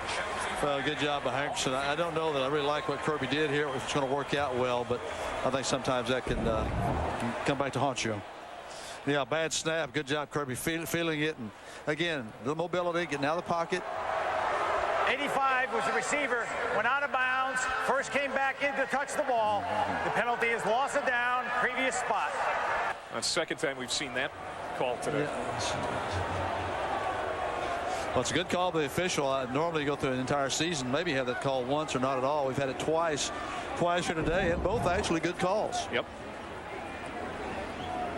You know, they've got to get back into the swing of things too. This is the opener for the officials as well. It really is. The officials, they usually go and have some practice games, and they'll do some scrimmages and those type of things. But this is live in color.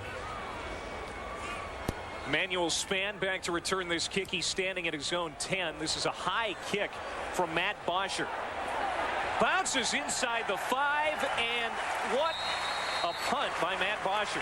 That's what Bosher's trying to do, and that's the type special teams player he's going to be. He's a redshirt freshman. I think going to be a great punter, and also could be a great kicker. 35-yard punt for Bosher. Randy Shannon very pleased with that kick. Of course, Shannon, as we flash back to the good old days, there he is, number 22. He was part of that 1987 national championship team. I talked with some former players about who the best linebacker to ever play at Miami was, and a lot of them will say Randy Shannon, and that says a lot because obviously there have been some great players play at Miami at the linebacker position. You know, we were asking him what he thought, Coach, about his new job, and he told us the biggest difference, as it appears Miami has recovered the football, at least they think so. Still no indication from the officials. Small is going to be ruled down, so no play. But Randy Shannon was telling us the biggest difference from last year to this year is dealing with the media. Well, I'm sure it is a big difference, because you do it every day of your life, and you have the TV shows, radio shows. So there's a little bit of something that you have to adjust to. The media can be your enemy, but you better use them. They're also your friend. Now you're on the other side of the fence, Coach. Well, exactly. The media is great. Anderson is going to take this snap from his own goal line. Hands off. And not a lot of running room. That was Kelvin Turner, number 34, the running back in. We've seen 3 running backs today for Marshall. Well, 3, and all 3 have had very little success. And you don't totally blame them. Obviously, they have to have some blocking. But I think Marshall needs to be careful here. They'd like to get out of this without giving up any points. And again, another one of those third and long situations. Very difficult to make, especially when you're on your own 5-yard line. Just 26 yards on the ground for those 3 running backs on 12 carries. And plus the turnovers. So Marshall didn't really give themselves a chance. 3rd down and 7. See what Anderson can do here. Looking to pass, obviously. Here comes Calais Campbell and company. Throws it over the middle, picked off. JoJo Nicholas, the freshman safety, comes up and makes the interception. Really nice job by Nicholas. JoJo's from Homestead High School, I believe, here in South Florida, and really a nice play. Really outstanding player for Homestead. They're really a good football team a year ago. 4th time that Marshall quarterbacks have been picked off today. The first time Anderson's been intercepted. Here's another look. Again, a lot of pressure coming on the quarterback. He really wasn't able to step and come through. And again, nice play by Nicholas. So Miami's got it 1st down and 10 with 5:27 to go in this football game. And Deron Thomas is in the backfield for the first time today. We're going to get our first look at him. He gets the handoff, bounces it to the outside, and boy, is there some depth, Coach, in that Miami backfield. Yeah, Duron Thomas has played quite a bit, and he's a good football player out of Louisiana also. I think several of the players from Louisiana, but I think the thing Miami would like to finish this drive off. They've been very impressive on defense. I know they would like to finish off and finish the day with an impressive offensive finish. Well, you talked about turnovers being the key, Coach, in your keys to the game, and Mark Snyder said we cannot turn the ball over. Last year, Marshall 4-0 in winning the turnover battle, 1-7 when losing it. They've turned it over a bunch today, 4 times, all on interceptions. They go back to Thomas, and he's going to spin out close to a first down. It looks like he's got it. Good second effort by Duron Thomas. Again, he's that tight back. He's not a big back, but he really has good vision and good running skills.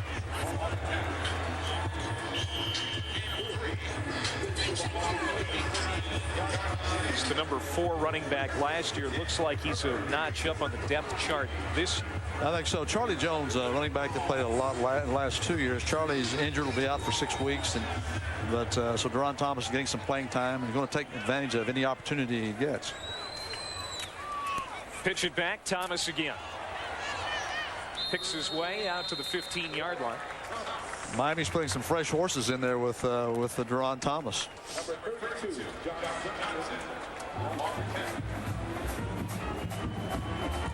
Have you seen the movie We Are Marshall yet?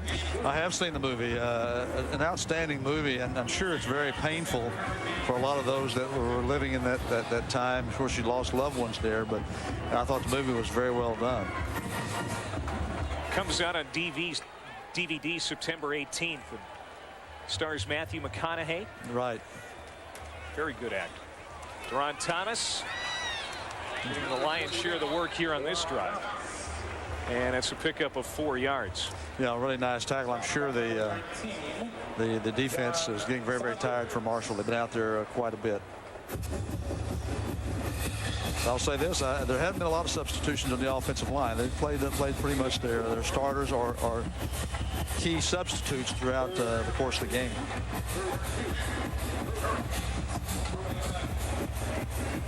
I haven't seen the movie yet. Guess I'm gonna have to wait till it comes out on DVD. Yeah, you need to get it. You'll like the movie, like seeing the movie. It's a tough movie to watch, yeah, but you'll like seeing the movie. 1970 plane crash that claimed 75 people, including most of the Marshall football team. Another run for Thomas out to the 6-yard line. Now, if Miami were to score on this drive, that would be 3 scores following Marshall turnovers. You can see how important that has been in this game today. Well, turnovers are always a key, but especially when you come into a hostile environment, you're an underdog, and you need to run the football. And Marshall hasn't been able to do that. Again, it would have been impossible for them to win with turning the football over. 2:28 to go. Pitch back, Thomas looking for the end zone, diving toward the goal line. He's going to be short.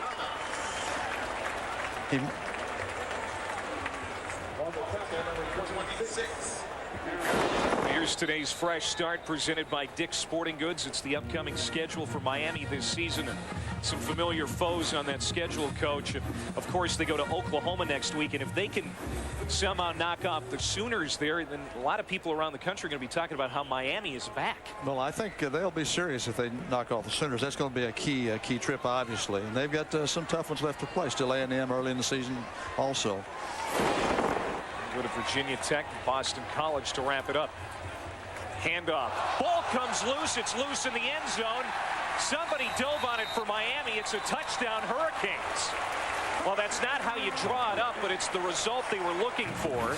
It's a touchdown for Miami, and credit it to Chris Zellner, the tight end. He had a nose for the football, and they needed him there.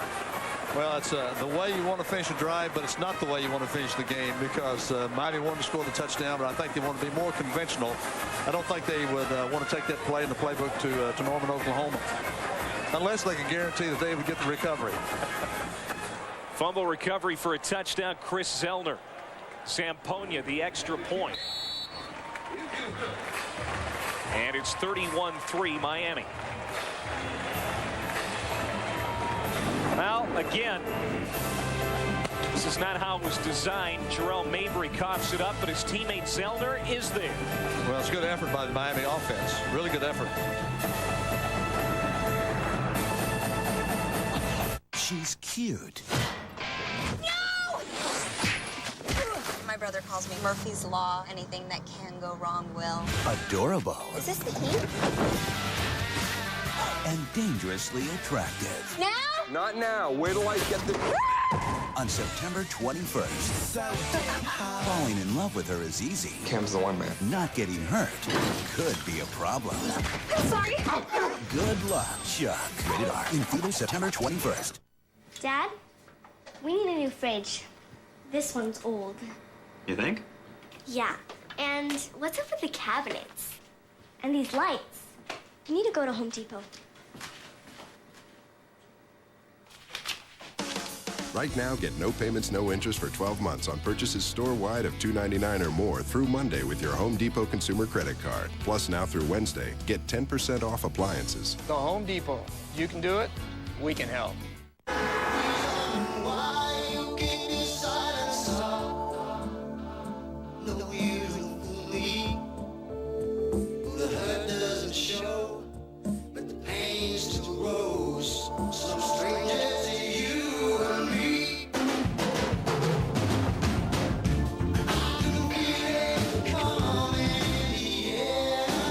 Carpoolers, a new comedy, premieres Tuesday, October 2nd on ABC. Start here.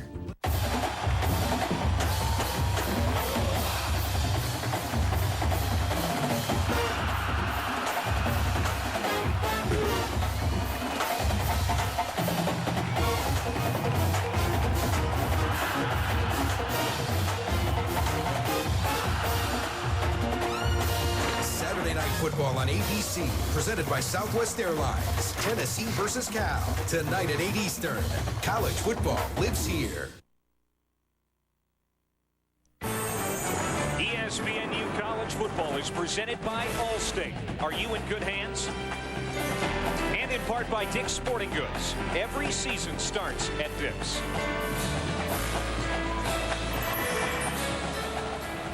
Zellner with the touchdown. That's the third time Miami has scored off a Marshall turnover. And just a minute 51 to go in this game. 31-3 our score. And this is Darius Marshall to bring this one back for the Thundering Herd. The freshman's got some speed out over the 35. And then he's drilled down there at the 34-yard line. I think, yeah, Miami's kickoffs aren't really what they want them to be. Again, they're coming up short, and they're really, the trajectory is low. Not only short kickoffs, but trajectory is low, and it makes it a little difficult to cover. But a good job with Marshall getting some good field position on the return. Last scoring drive, 7 plays. And Zellner with the fumble recovery. Calais Campbell. It is his birthday today, though. We will say that. Calais Campbell, happy birthday. Anderson back in there at quarterback. They're going to go to the ground here. And Kelvin Turner. It's a good first down run by Marshall. They need to, you'd like to see Marshall do some things. I know they want to go down and they want to score and leave here with a sense of accomplishment. Now, obviously, it's to do that, you got to win. They're not going to win this game, but maybe finish the game off properly. They'd like to score a touchdown on this Miami defense. Now they got a couple of timeouts left. Let's see if they use either one of those or both.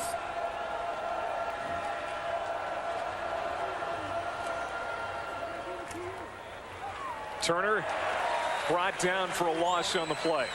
That is going to be a loss of 5.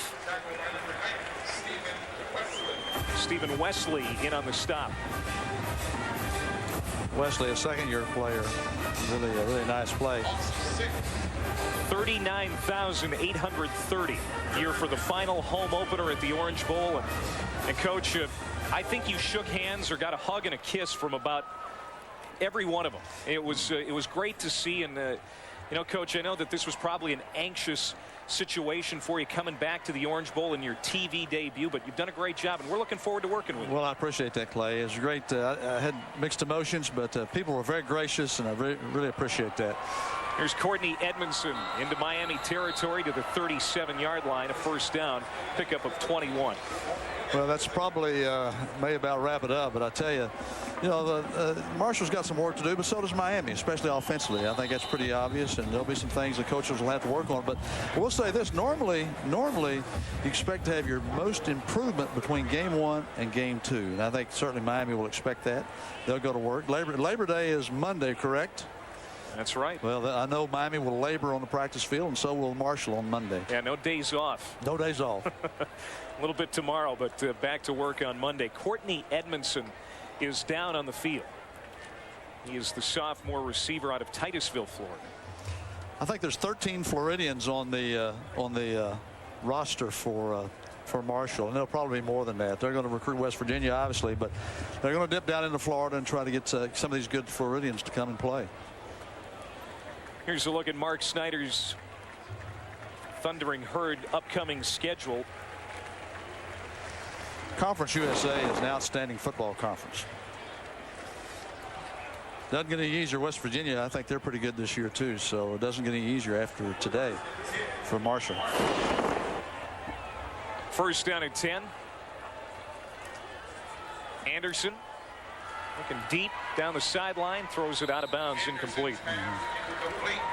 Kirby Freeman got the start today, and he is the guy that they are going to go with this season, at least for now. And how do you think he handled things?